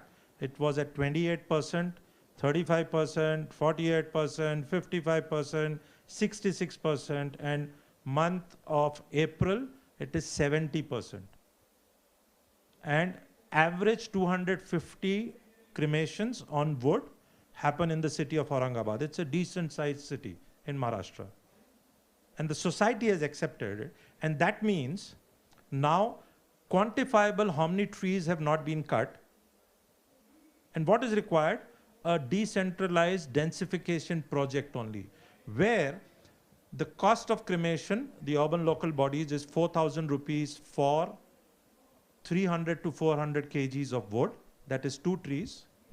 We are supplying briquettes at 3,000 rupees per cremation, 20 to 25% cheaper, so the urban local body saves money. Out of that 3,000 rupees, 65% goes into the farmer's bank account, which you can now publish because it is through the banking system. And India has a Supreme Court judgment a couple of months back, which accords a price value to the life of a tree. INR 74,500 rupees per year into the number of years. So average 10-year life tree we cut down of 7,50,000 rupees of national asset burnt at 4,000 rupees in an unsustainable manner. So DRE segment, under the radar, no government support required, financially viable, saving to the state, not allowing trees to be cut, but no recognition from government, no understanding from government. When you go to the urban local body and say, if I ask you, is the tree sourced sustainably, why do you want to ask me? It's a societal problem. So the systematic change is required, and that's where support for organizations like Clean, USAID and things is where you can do large-scale renewable energy. So cremation today in India is becoming a renewable energy business segment. And we are the largest population in the world. Nothing to be happy about, but we are 1.4 billion. So you can have an incremental graph of how the business of cremation is going to grow in India. Yeah, thanks. Thank you. Thank you, Mary. Thank you, Monish. May I now request the panelists to come forward? The panel discussion is about to start. Thank you so much. You want to come ahead? Please.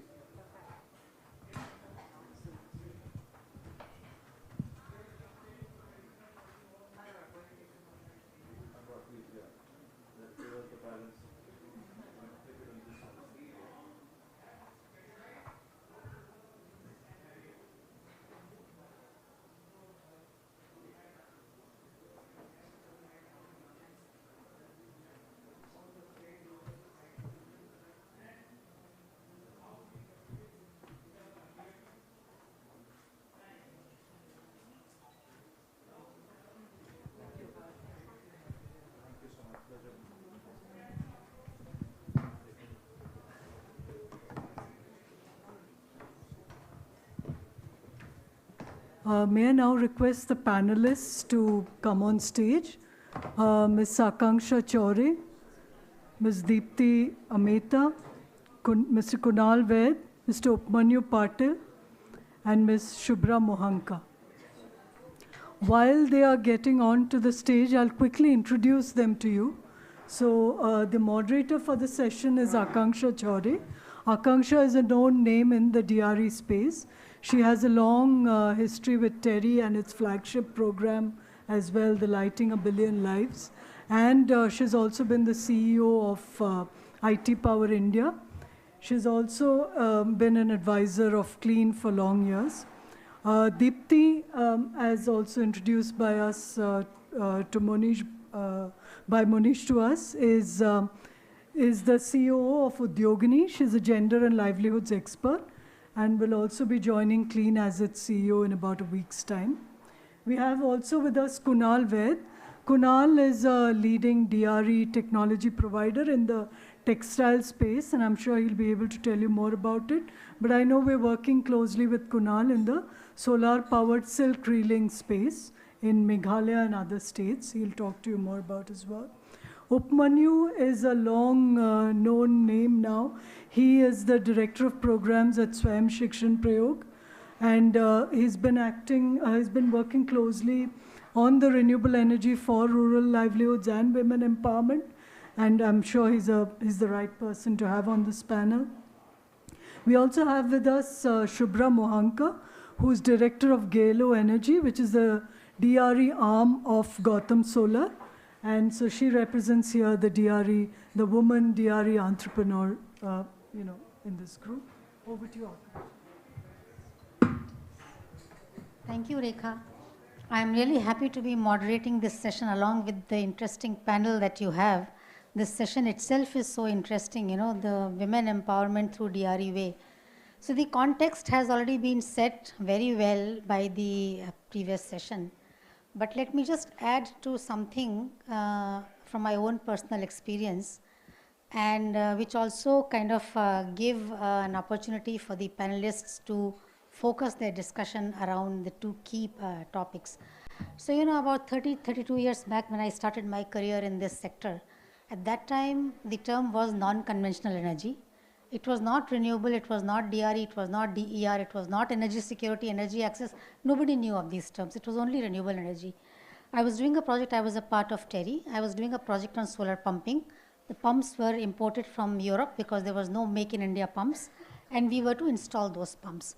So when the pump was commissioned, I, along with my team, commissioned the pump in a village around Ranchi. And an old woman from the crowd, from the villagers, came up to me and touched my hand and said, we could never imagine that something like this will happen. Water will come. So, you can imagine the village with no electricity, no road, no water, and the solar pump. And likewise, my colleague who was installing the pump in Jalna in Maharashtra, he also came back and has said that when the water gushed out of the pipe, the villagers quickly, they went and sacrificed a murga under the panel because that was the local custom and to please the deity. So the point that I'm trying to make is that this DRE today, which was non-conventional before, continues to be in the discourse of rural women, livelihoods, etc., etc., etc.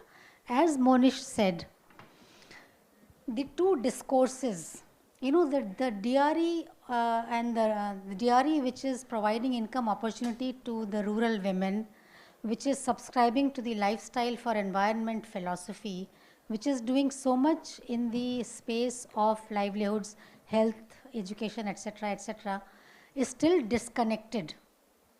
When the discourses happen in the higher echelons of the policy makers on energy transition, on net zero, on climate change, there the discussion is about megawatt scale numbers, about national hydrogen mission, about everything else. It has now, fortunately, has come down to the level of DER, distributed energy resources, which are off-grid, which are rooftop and EVs. It has still not come down to the level of DRE. DRE is still put in the basket of GESI, gender, equitability, social inclusion. It is not there.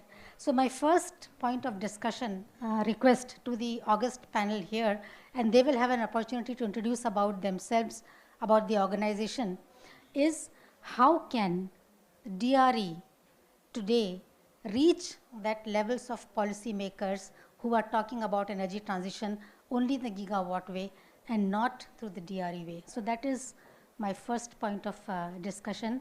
And of course, my second point of discussion is, which Mary said very succinctly, is that India has had a long history, and Dr. Dhamija is sitting in the audience, from the Department of Non-Conventional Energy days to the MNRE now and ex-MNRE. India has had a long history of supporting DRE for this, not only rural, but the kind of requirements that the Indian society or the societies in South Asia face. How can this experience be exported out? What could be the vehicles, whether it is the policies and the regulations that were made by the MNRE at that point in time and now the Electricity Act, etc., or the technological advancements that, let's say, Gallo Energy has made as a manufacturer, or Resham Sutra, the machines, or the SSP, what they are doing, or Udyogini, what they are doing. So how can this experience be exported out? It is not only for India. India is already getting advantage of it, but the rest of the world should also, India should take the leadership. So basically the mood of this discussion, as the moderator, is DRE not to be limited for rural, marginalized livelihoods, health, etc., etc. It is to be championing the cause of energy transition. It is to be championing the cause of India as an export of DRE talent. With this, let me first invite Upmanyu ji you can talk about your organization, and particularly, since the theme is gender, let me also do some justice to gender inequality, how you've addressed using DRE in your organization. Yeah, good afternoon. So my name is Upmanyu Patil. I am a director program in Swayam Shikshan Prayog. I am working with Swayam Shikshan Prayog since its inception. Swayam Shikshan Prayog started its works in 1993 Latur earthquake. It is known as a Killari earthquake, where women participation is a main objective and women empowerment is a primary goal of the organization. Prema Gopalan, she was the founder of Swayam Shikshan Prayog, and it is officially registered in 1998. We work in women empowerment space, especially across the sectors: water, sanitation, renewable energy, agriculture, health, and so on, because to give the entrepreneurship opportunity to the rural women. So that is the objective, and across the sectors, wherever there is a possibility of getting those opportunities, we try to bring women into enterprise space. So in renewable energy space, we started our work in 2006 with British Petroleum. We co-created a product called Urja Stove, which is run on pellets, and since then we continuing working in this space. We have around 2,500 women entrepreneurs at last mile, at village level, who educate and market the clean energy products and services into Bihar and Maharashtra. These are the two states we operate in 10 districts. And recently we are working with USAID funded project under SAREP, two renewable energy products. One is a biodigester and another one is a vegetable cooler. We call it Sabji cooler, which run without electricity. So there is a startup who invented this product and we are promoting this product under this. So when we talk about women into renewable energy space, we are working from many years and it's a very successful venture. We created it's more of a market-based approach. We have been an NGO as a Swayam Shikshan Prayog, but also promoted a for-profit arm which helps women to get into the market and basically doing the partnership with the large corporates. So right from cook stoves to solar lantern to solar home lighting system to biodigester and Sabji cooler. All those products which are not reaching to the rural areas, we try to get those products and services which are needed into the rural context. So, and we had a very good experience. Also, we had another project with USAID in 2012 to 16, where 1,000 women entrepreneurs were promoted to market the clean energy product and services. Among them, now 500 women entrepreneurs are promoting these products. So, as I said, 2,500 women, 2,500 villages, almost it's a 20 million population we serve under this. More than 500,000 product and services are reached till now from our organization to the rural communities. And the basic requirement for women is education and training. So about the product, about the marketing skills and how to explain. So we say like you educate first, why clean cook stove required, why the solar products required or renewable energy required. And then you offer also the services or product, because just educating or creating awareness doesn't solve the problem. So if you have a product accessible, then only it's useful to educate that is one part of it.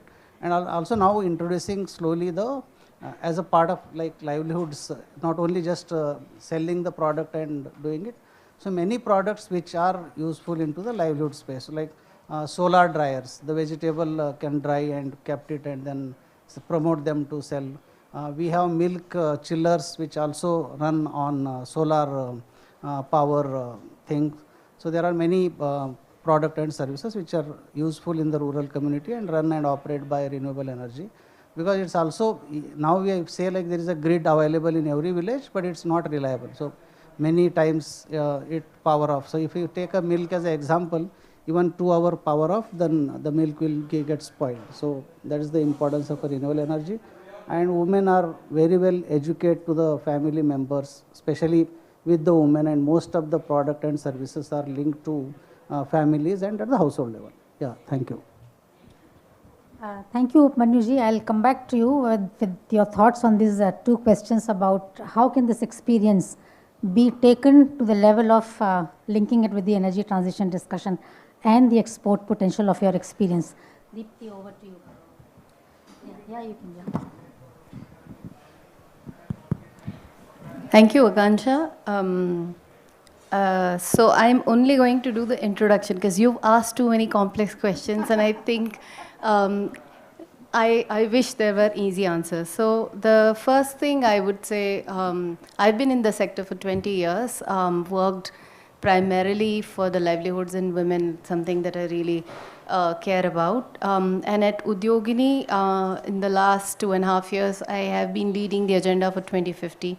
Udyogini is an organization that has been set up by the World Bank, first in the world, not exaggerating, bringing women in the micro-entrepreneurship space.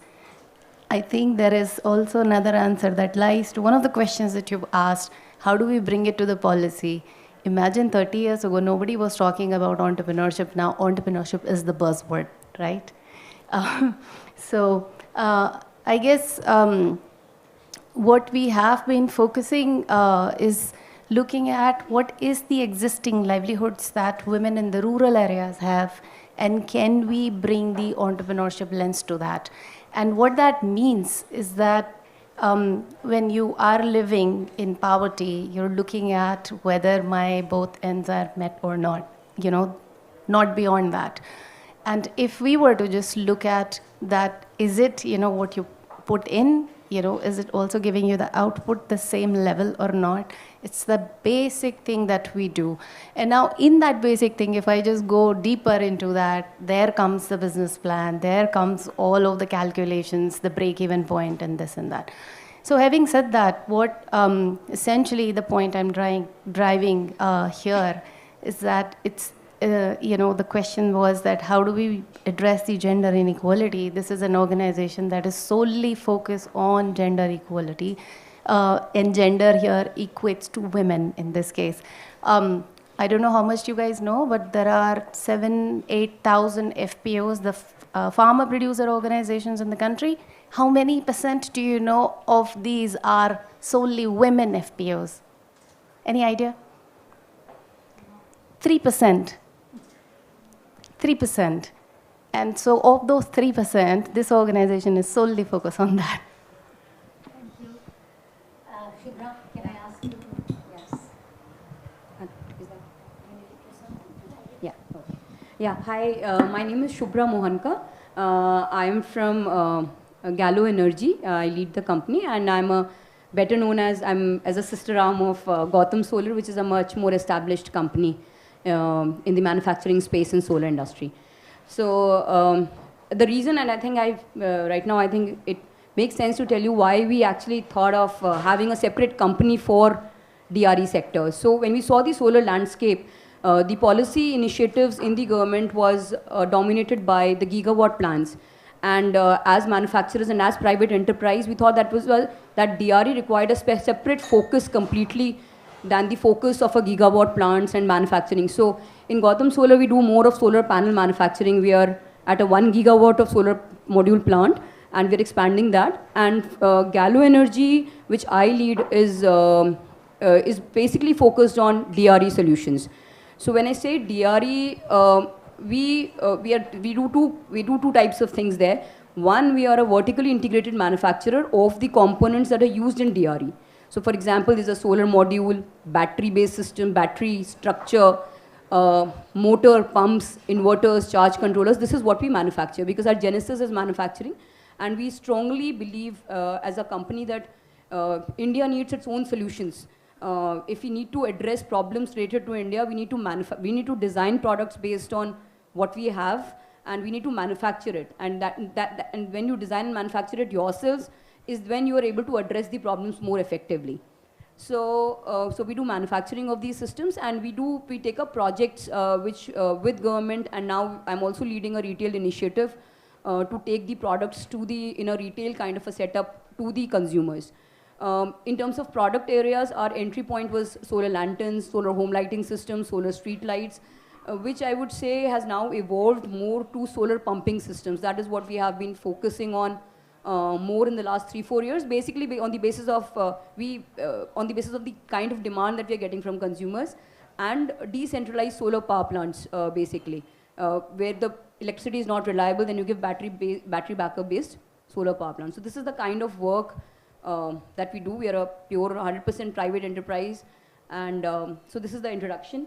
And in terms of the first question asked by Akanksha ma'am on what, as a leader, what is the step that what are the initiatives that we have taken in terms of ensuring gender equality? So I think what we have really done is that in our manufacturing sector, we have around 70% of our workforce as women. So, and truth be told, it's not all, it's a win-win situation actually. It's not something that we wanted to do, but that's how we ended. We saw it and we saw the potential and we encouraged it to be. Because what really happened, what we saw was that women were more diligent, more focused on their works, less distracted, more stable if they found a good and safe work environment place. And so we are able to, and in electronics industry, in fact, women they have a reverse bias towards women actually, because they have softer hands and they work on a more focused way. And we are able to now graduate them to a level where they're running complex automatic machines, I would say, VFD programmings and all, they have come to that kind of a level, which has really helped us and helped them, I would believe so. I think the advantage that they also got was that because of the financial independence that they got from working in a manufacturing company, they have a bigger voice in the decision making at their homes. And I think by looking at the kind of exposure or what the kind of benefits that an education brings, they are able to translate that back to their own kids, whom they want to, their biggest aspiration for them is to study and to become educated and then, participate in the larger workforce. So that is the way we have worked in terms of gender equality, I would say. The second portion, which we are really, really passionate about, and I never thought that this would get mentioned, is India being an exporter to the world. India is the only country in the world, only country, where we manufacture the decentralized renewable energy technologies and we consume those renewable energy technologies. If you look at China, they do not have a home-based DRE market. They export everything to Africa or other countries. But India is a country where you use these things because it's such a diverse country. You have got things at every level. There are still places where you have to, really, maybe in outskirts of Delhi, I would say an island where you have to travel by a boat to get there and there is no electricity there. So it's a really diverse country and all kinds of solutions are required here. And I believe that because we manufacture these technologies, we can definitely be exporters of these technologies to the world. We have got one of the best standards, I would say, in solar pumps. We are light years ahead of any technical standard developed because we have worked so much. I think we have done about 2 lakh pumps, if I'm not wrong, solar pumps, which would be the entire world put together into maybe 10 to 15 times or more than that also. And there is a very, very aggressive targets. So the technology development and usage here, because technology evolves only when you use it. You remember the first phone that you got was a Nokia 3310 and the phone that you're holding today. When you use the technology is when you actually improve upon it. And that's what India is better at because we're using the technology ourselves. We are daily making progressions and doing things which are going to improve it. So I'm hoping that we take this thing to the world and we are able to make as much impact as possible. Thank you. Thank you, Shubhra. That was a very insightful views of a manufacturer, a DRE manufacturer. Kunalji, you are another DRE manufacturer, and you also have a very inspiring story to share, please. Yeah, thanks, Kanshaji. So I represent a company called Resham Sutra. We design and manufacture DRE solutions for the textile space. We have solutions for all production activities, whether it's making yarn, weaving fabric, or post-weaving processing. So we actually got into this space when we saw that rural textile production is a very traditional industry in India. We expect to see saris and all the beautiful things that come out from the villages. But then the technology has not evolved over many decades. And what we are seeing is that the young people especially are getting out of this industry. So if there is no innovation, if there is no increase in productivity and increase in income of the producers, then this is something that's not going to last for very long. Maybe 1 or 2 generations down the line, the entire industry would probably not survive. And once we got into this industry, we realized that just making machines is not really going to solve the problem entirely. So we also got into building an ecosystem. So it is ensuring the raw material supply, ensuring that the right quality of product is made, and finding a market for the producers. So we now have a digital platform, so all the producers are onboarded onto that platform, and which helps them to get all the services and all the market connect and everything that they need. So coming to the question of what can be done at the policy side, especially for DRE. So when we look at the energy needs, as a country like India grows, we hope to grow at a very fast pace over the next 50 years. And if we look at other countries that have done it, the per capita energy consumption is possibly going to increase by 50 to 100 times what it is now. And we are working on a better policy and a better infrastructure of renewable-based grid. But then we realize that a solar or a wind primary grid has its own challenges. A grid that is 70% dependent on renewable sources, at least with present technology, is not the ideal solution. So we have to have DRE solutions for this. And then we have right now a large mass of people who are not, I would say, addicted to using energy in a bad way.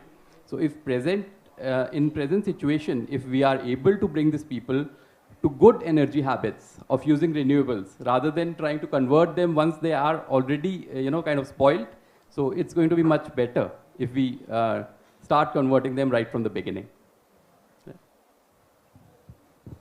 Thank you, Kunalji. So I come back to the panel discussion, and I kind of, because we only have limited time, so it's a panel discussion which is extended to the audience. So, we have the success stories of 4 panelists sitting here who have promoted, who have numbers to show that, these many women have been benefited or this much of DRE systems have been used. How do we ensure that these numbers ultimately reach up to the level of meeting the energy transition goals of India or the NDCs of India? So, the thought that comes to my mind is, we have a very standard matrix of numbers, kilowatt, picowatt, kilowatt, picowatt, they will never reach up to the gigawatt.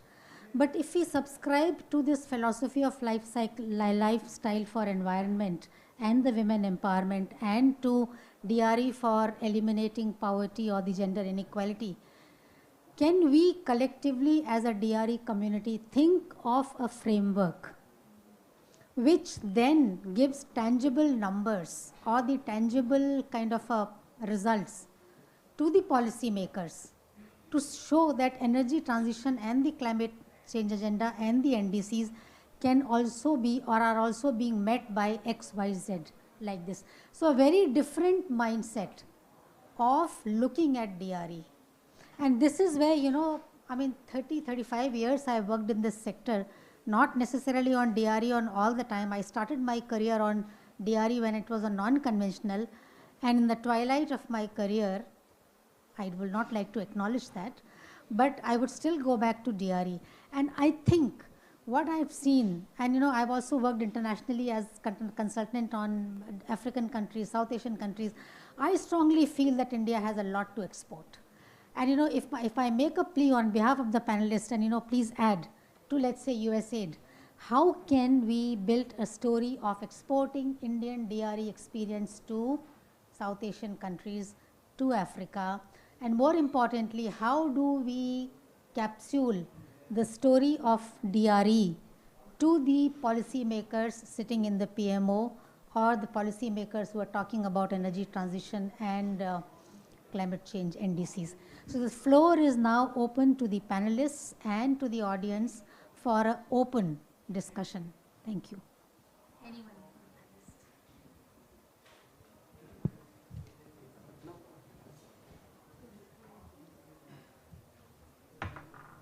So yeah, so as I explained, that in 2012 to 16 we worked with USAID. There is also a project which is implemented in South Africa and India, which is more of an exchange between practices which are happening in India, and same will be taken into Africa, and whatever happening in Africa has practiced in here, and which is continued. So number one is, it's if you have a market-based approach, it's more sustainable and possible. And in terms of the policy thing, as now this rural livelihood mission has focus on women entrepreneurship. When it was started, it's more of a rural livelihood, not focusing on women. From 2012, they started one pilot project called SVP, Startup Village Entrepreneurship Program, where women are involved, and now across country they are focusing. And as example of Bihar Jivika, they have set up a separate company to market the renewable energy products, and it is getting successful. We work closely with them. So if such a model, one state livelihood mission is adopting, and it can become a nationwide thing, which will be largely going to expand at the government level, because the network of National Rural Livelihood Mission and the women entrepreneurs are in a very large number. So almost more than, I think, 1 crore or 1.5 crore women are involved into the enterprise activities. And if they focus also renewable energy, which is the additional opportunity in the rural areas. As we all know, there are very limited opportunities in the rural areas for women to become entrepreneur. Largely they go with kirana or bangle selling or so on. But as we try to get them into setting up water purification plants, building a toilet, similarly selling these renewable energy products. Also they may be part of manufacturing micro level renewable energy product, assembling the solar lantern and so on. And if it's become the part of rural livelihood mission, as building clean energy entrepreneurs across country may be possible. Akanksha, I'll say, I'll just tell you an interesting story because I think the discussion is quite heavy. So I like to lighten up the environment. So in Rajasthan, in Sawai Madhopur, this is, an Udyogni usually works, at the families or the women living at the fringes of the forest. So this is, I don't know how many of you know the Ranthambore, sanctuary. So around that area, wildlife attack, very rampant. So we would, and this is an area where there is a national grid, so, not a problem of the electricity. But how do you deal with this, So the communities would just, stay up all night. They would have like machan jaisa kuch bana ke, and they would just be, up so that they can just shoo away these animals that attack. So we were experimenting, trying to figure out what to do, and then we came up to a very interesting solution, and it wasn't very expensive, was the solar fencing. So solar fencing is just like a solar panel, 2-4 taar bandh diye idhar. So then, any animal, in fact, even the dog would just come close to it and would have a shock, not lethal, and then, they would be discouraged. And about 6 or 8 months later, we were visiting, and I met this woman, Meethi, who was showing me her peas wala farm, and she said, kya matar khao, and all of that. And then, so I just asked her about this, what does she think of this, that, and she said, I'm sleeping 6 hours a night now, I can work more. So there is no dearth of this sort of anecdotes or even the data, the data or the information. Maybe the data is not collected. Now, what does this tell me? This is one piece that this works, and this is helping not just in terms of the livelihoods but also the well-being. And well-being beyond this, because who pays or who does more labor? Obviously women, right? Like, so अगर कुछ भी काम होगा तो कचरा उठाना है, उधर रखना है, जो भी है सब कुछ काम, then somebody who has to do this labor is actually the household labor that the women do. So this is one piece. The second piece that I learned in that story is that this became so popular, this solution. This was only something that we mounted from outside. This wasn't, people didn't know. But then in the 25 villages nearby, this one person, and of course this was a man and not the woman, who set up the small shop, figured out kahan milega ye sab, and then started selling it like hotcake. Now, something like this, so why and how this particular example is related to what you're asking. So 2 things. So policy, yes, of course, it's very important and should happen. But policy also happens when we have some examples and we have some context to it. So I think we've not done that enough. Or maybe that DRE sector needs to do, or maybe Clean can do that. I think that is an area I'm looking at as an opportunity. The second, when you have examples like that and you know that this is related to livelihoods and entrepreneurship, things pick up when people are interested in it. So the demand, we didn't create the demand. We didn't even go with that mindset, but it happened. Third piece is that whenever we, so one is that, when people pick it up is one thing, but what is it that we are really wanting? Sometimes we don't know. So this example or the case study as for an organization like ours, is an enterprise story and not a DRE story. So how do you know that this is also an angle? Okay, let me just take it right now. In everything that we talk about as a society, we're talking about gender equality. Whether we practice it or not, let's forget about that. But we are talking about it because it's a business case right now, because everyone is talking about it. So DRE hasn't reached that level where it becomes like a dinner table conversation where people are talking about it. So I think if we want to go one at the policy, it'll happen only when there is a lot more conversation about it, in fact more awareness about it, that what is it that I'm even arguing for. And the second, it's definitely what you said and what Mary was saying, that we can actually become not just the consumers but also the exporters. I'll rest my case. Sorry. Yeah. So we have struggled this with a lot, that that in the policy, the targets that we have are basically gigawatt level, and I don't think we should be, we're okay with that. In fact, that offers more business opportunities for entrepreneurs, and that's a great thing. In DRE, I believe what the opportunities that I see is that, for example, China has a Belt and Road Initiative to garner its influence on Africa as a nation. We have an International Solar Alliance, which is for countries which is across that equator border. And I believe that if we take our DRE solutions to Africa, they make a lot of sense there. From a mini grid to a water pump to a lantern home light, even that lantern charging station, ma'am, that you had helmed. All of those make a lot of sense in Africa. And if we could take all of that, then as a foreign policy, as a way in which we could engage our other countries, in war-torn countries like Syria, etc. Batteries are a lot more in demand. Lead-acid batteries are dying in India, but there are a lot more. UAE and Dubai are big hubs for battery, because all the countries of the world, they come there to trade on that, and Indian battery manufacturers are doing really great there. So if you look at those kind of opportunities, I think in exports we can build a very good story. Unfortunately in India, what has really happened is that we are electrified on paper. And if you're electrified, then you can't really go out and this DRE solutions, the solar lantern solutions, they do need subsidy, because you're dealing with marginalized communities. They do need support to buy. Buying a solar lantern is not the top of their mind or top of their, that's not what they really, it's not the top priority for them. So what I've seen, the traction in the Indian market, if I talk about it from a business perspective, is, and which is matching with the government goals, is the agriculture is the second largest diesel consumer in the country.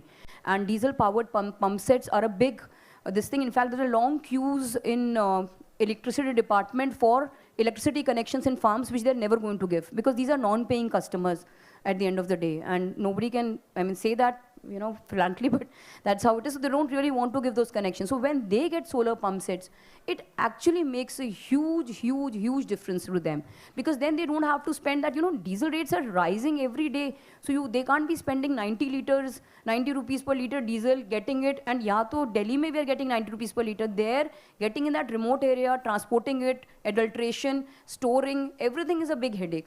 And to run that, and plus they are not even counting the pollution and health effects, etc. The crop, what we are getting, the kind of crop that we are getting, we are not even counting all of those things. So plain economics makes a lot of sense when I talk about India. And people farmers in India are investing up to 40 to 50% of their incomes. And I'm talking about 4 to 5 lakh of rupees of pump sets is what I'm talking about. So farmers are spending up to 30 to 40%, and depending upon the state they have, and there's a huge queue of farmers trying to get them. I'm sure people might say that, this is supposed to benefit marginalized farmers, but somewhere it has to start. Once, the upper startup farmers start taking it, it slowly starts percolating. So people have developed their own business models where they buy the solar pumps, but they sell the water to, let's say, 10 smaller farmers. So these kind of things are happening in India. At a policy level, I think export numbers will make a lot more sense. Africa, it will make a lot of sense. I think we should not fight at the gigawatt level. It doesn't make sense. It's not the right parameter. Apples can't be compared to oranges. And in India, I would say solar pumping, I think, is making a lot of sense in India right now. Yeah, thank you.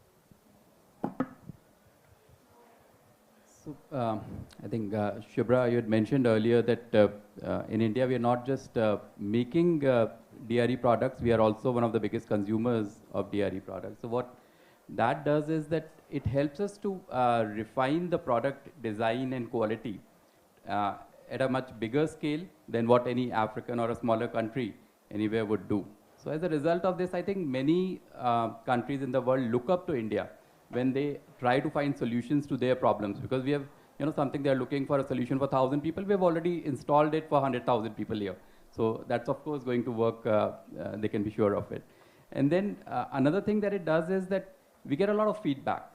When we, for example, make a machine for the women, so we get a feedback that the machine makes too much noise. My child gets disturbed when he's sleeping next to the machine. So we have to make sure that the noise level comes down. And women come back and tell us that I want to be able to work after I'm free from my household duties. It should have enough energy left at the end of the day so that I can run it when I don't have anything else to do. So we have to make sure that it happens that way.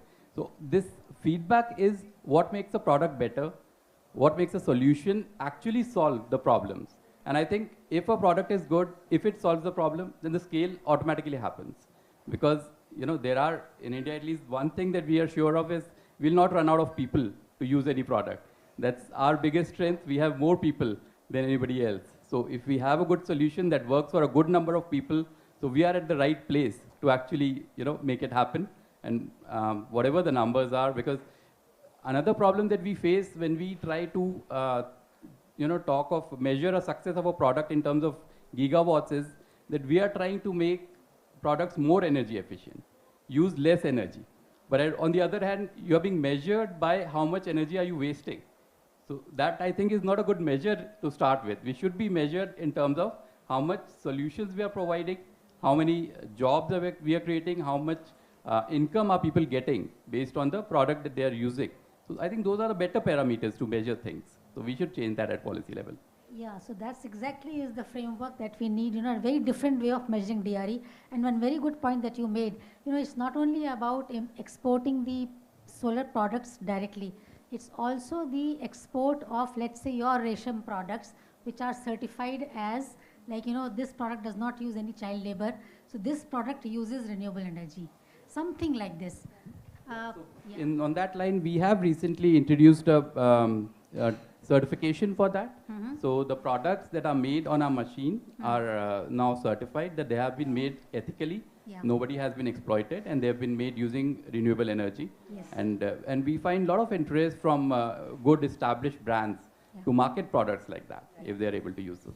So we are already run out of time, but audience, any comment, any observation? Yes, Dr. Dhamija. Yeah, good evening to all of you.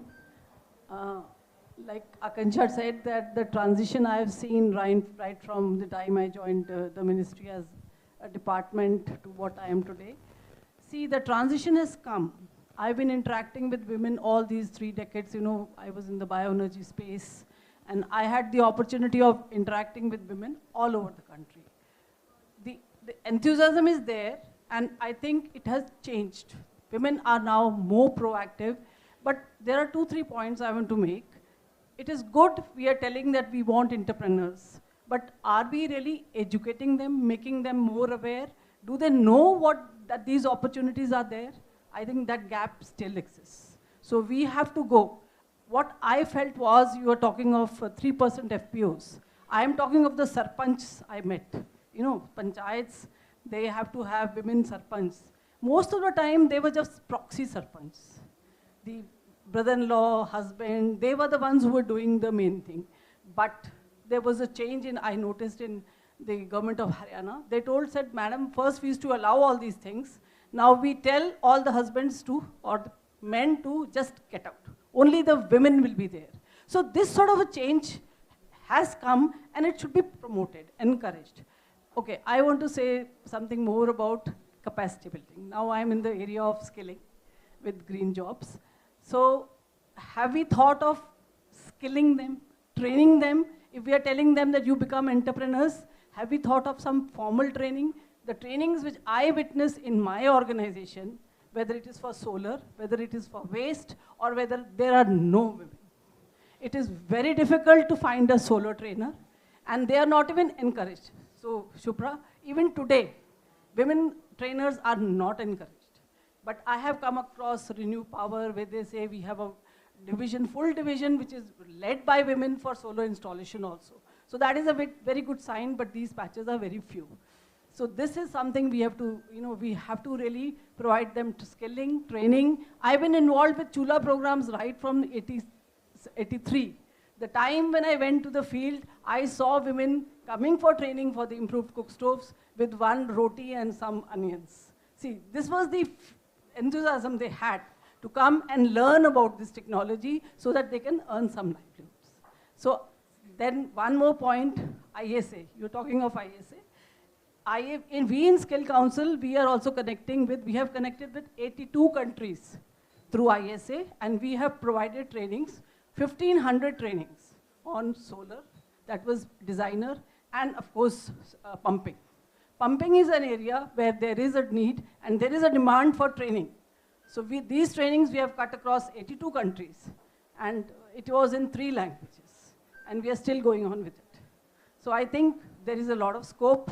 When Skill Council with just an organization of 10, 12 people can reach out to so many countries, you in the panel, you have got, I think, so more scope, and you can reach out to the countries there also. So thank you very much. Thank you. Yes, please. Yeah, there are a couple of questions. Rekha, can we extend by 5-10 minutes? Yeah. Can I go on? Hi. Yeah. I think the hand was raised here first. Yeah, please. Hi, this is Prantik from Microenergy Credits. What I wanted to understand mostly from the panelists, because Mr. Upamanu touched upon this point of market-based mechanisms bringing in for sustainability of any business, or ma'am in the front row mentioned that training of these entrepreneurs. One was, what I wanted to understand is how you're looking into bringing in funds which are climate-centric funds, because a lot of these DRE sectors can gain from a lot of these market-based finances as well as a grant-based financing systems. How are you looking into that space to scale this business and sector? As well as talking on the training, do these entrepreneurs, the micro-entrepreneurs that we are talking about, they need to understand the skill to run the business. So not just the technical skill, but the business skill. So where do we see that kind of development happening amongst these women in rural areas? Because they are not formally trained. We need to train them. And that's when the Green Jobs Council or any of the skill development areas can come in. So any comments, any vision on that rather, or how innovative measures can be taken place would be helpful probably for me and for the gap. So, yeah, as I said, it should be a market-based approach, and we definitely saying like, we have a NGO, but also we have a for-profit arm which is taking care of working with these women entrepreneurs. The whole training capacity building component, we actually designed a course of 10 days training program, which includes the marketing skills. So it's like, we call it a mini MBA for a rural woman entrepreneur. This course is developed with many institutions which work on the rural thing. So like it will be a more on a hand-holding space. The classroom sessions are not very useful for the women, but when you go one-on-one and hand-hold them, connect to the market, connect to finance, help them to setting up these small enterprises, are the way of doing the capacity building of training.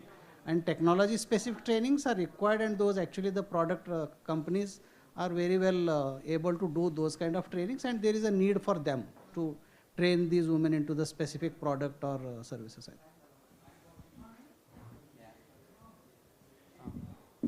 So, you know, the need for training and need for ecosystem is exactly the first thing that we realized as soon as we started to build up scales in the products that we were selling. So it's in a way similar to a company that's trying to sell cars, also having to teach people how to drive, having to build roads, and making sure that people have money to buy the fuel. So what that does is, for a private company, that's getting into a development space also. So then when we try to fund that, so it becomes a little gray for even people who are offering you funds and for the company itself. Do we go in for totally pure financial organization that's giving you money for the financial returns, or you go to a development, a foundation kind of fund. So it's still a challenge. It's a difficult, I think, road to tread, and very difficult to find right kind of funding agencies that are willing to look at complex situations like that.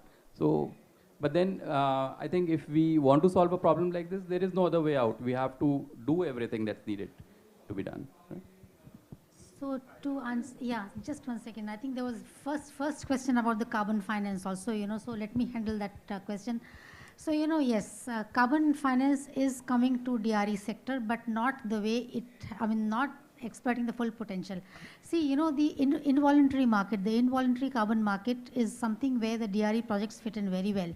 But whether it's involuntary, whether it's voluntary market, or whether it is the standard market, the sector has to be structured. It has to be transparent. And that is where the DRE ecosystem has to go a long way. How do you monitor? How do you make it transparent?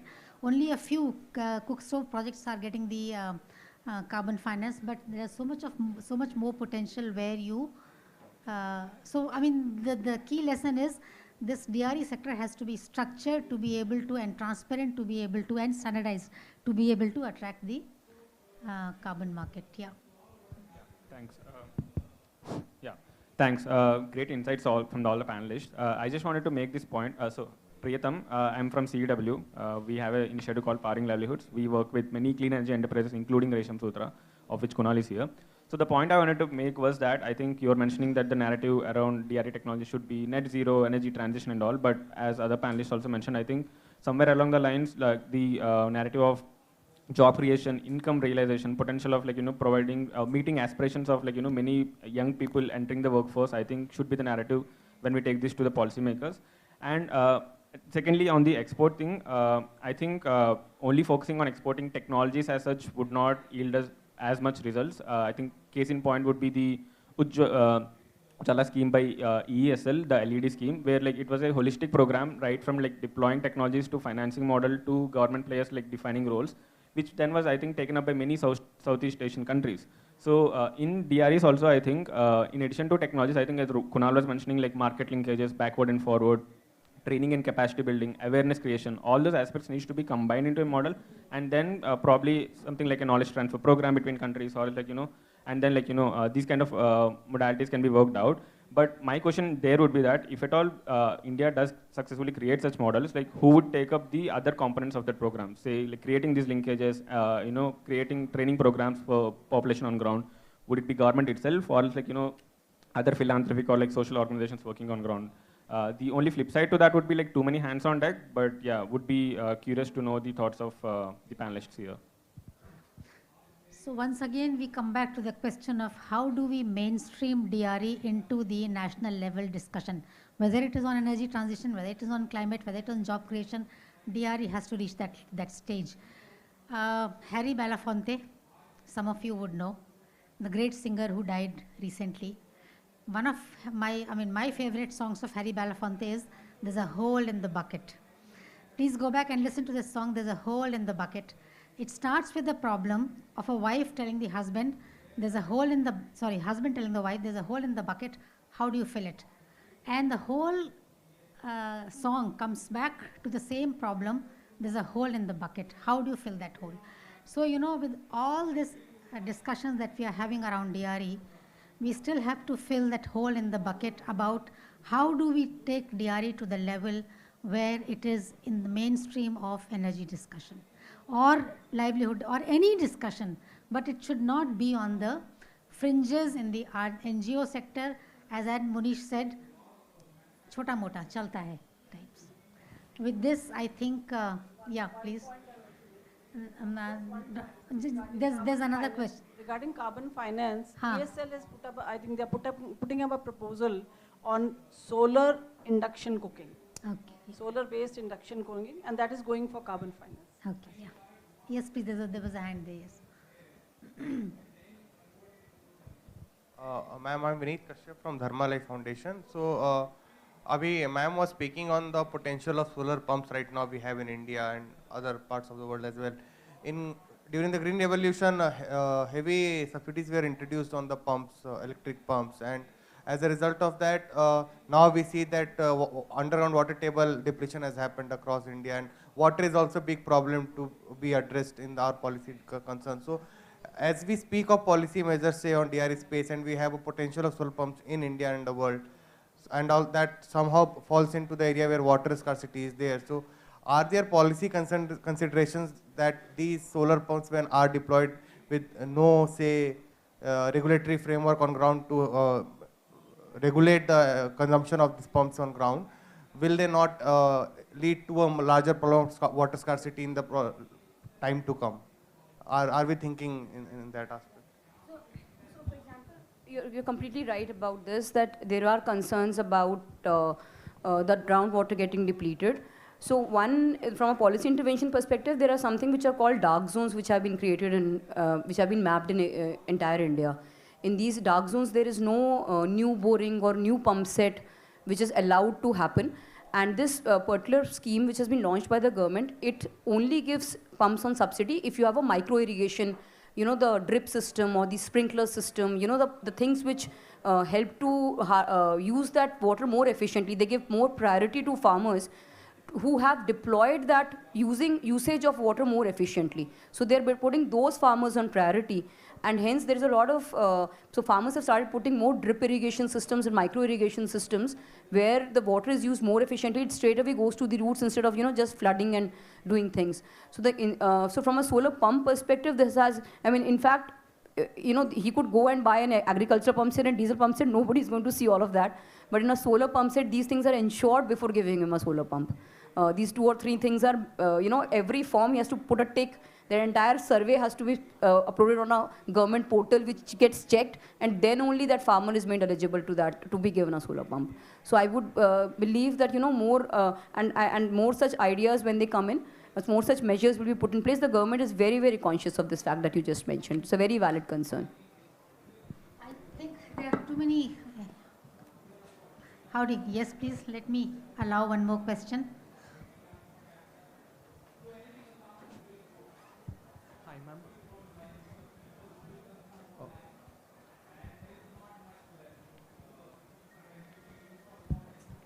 Am I audible, ma'am? I'm Madhav. I'm a PhD student at IIT Kanpur. So ma'am, I'm a part of a project where we have installed a mini grid near to our campus, and it's been there for around 5 years now. So what I've found there, like initially, people were people did not have electricity before, but eventually after we set up the grid, there was a grid also arrived, and initially people were very happy that they got electricity, but eventually they have the electricity at the rates of 3.5 rupees, and our grid is not able to supply compete at that subsidized tariff.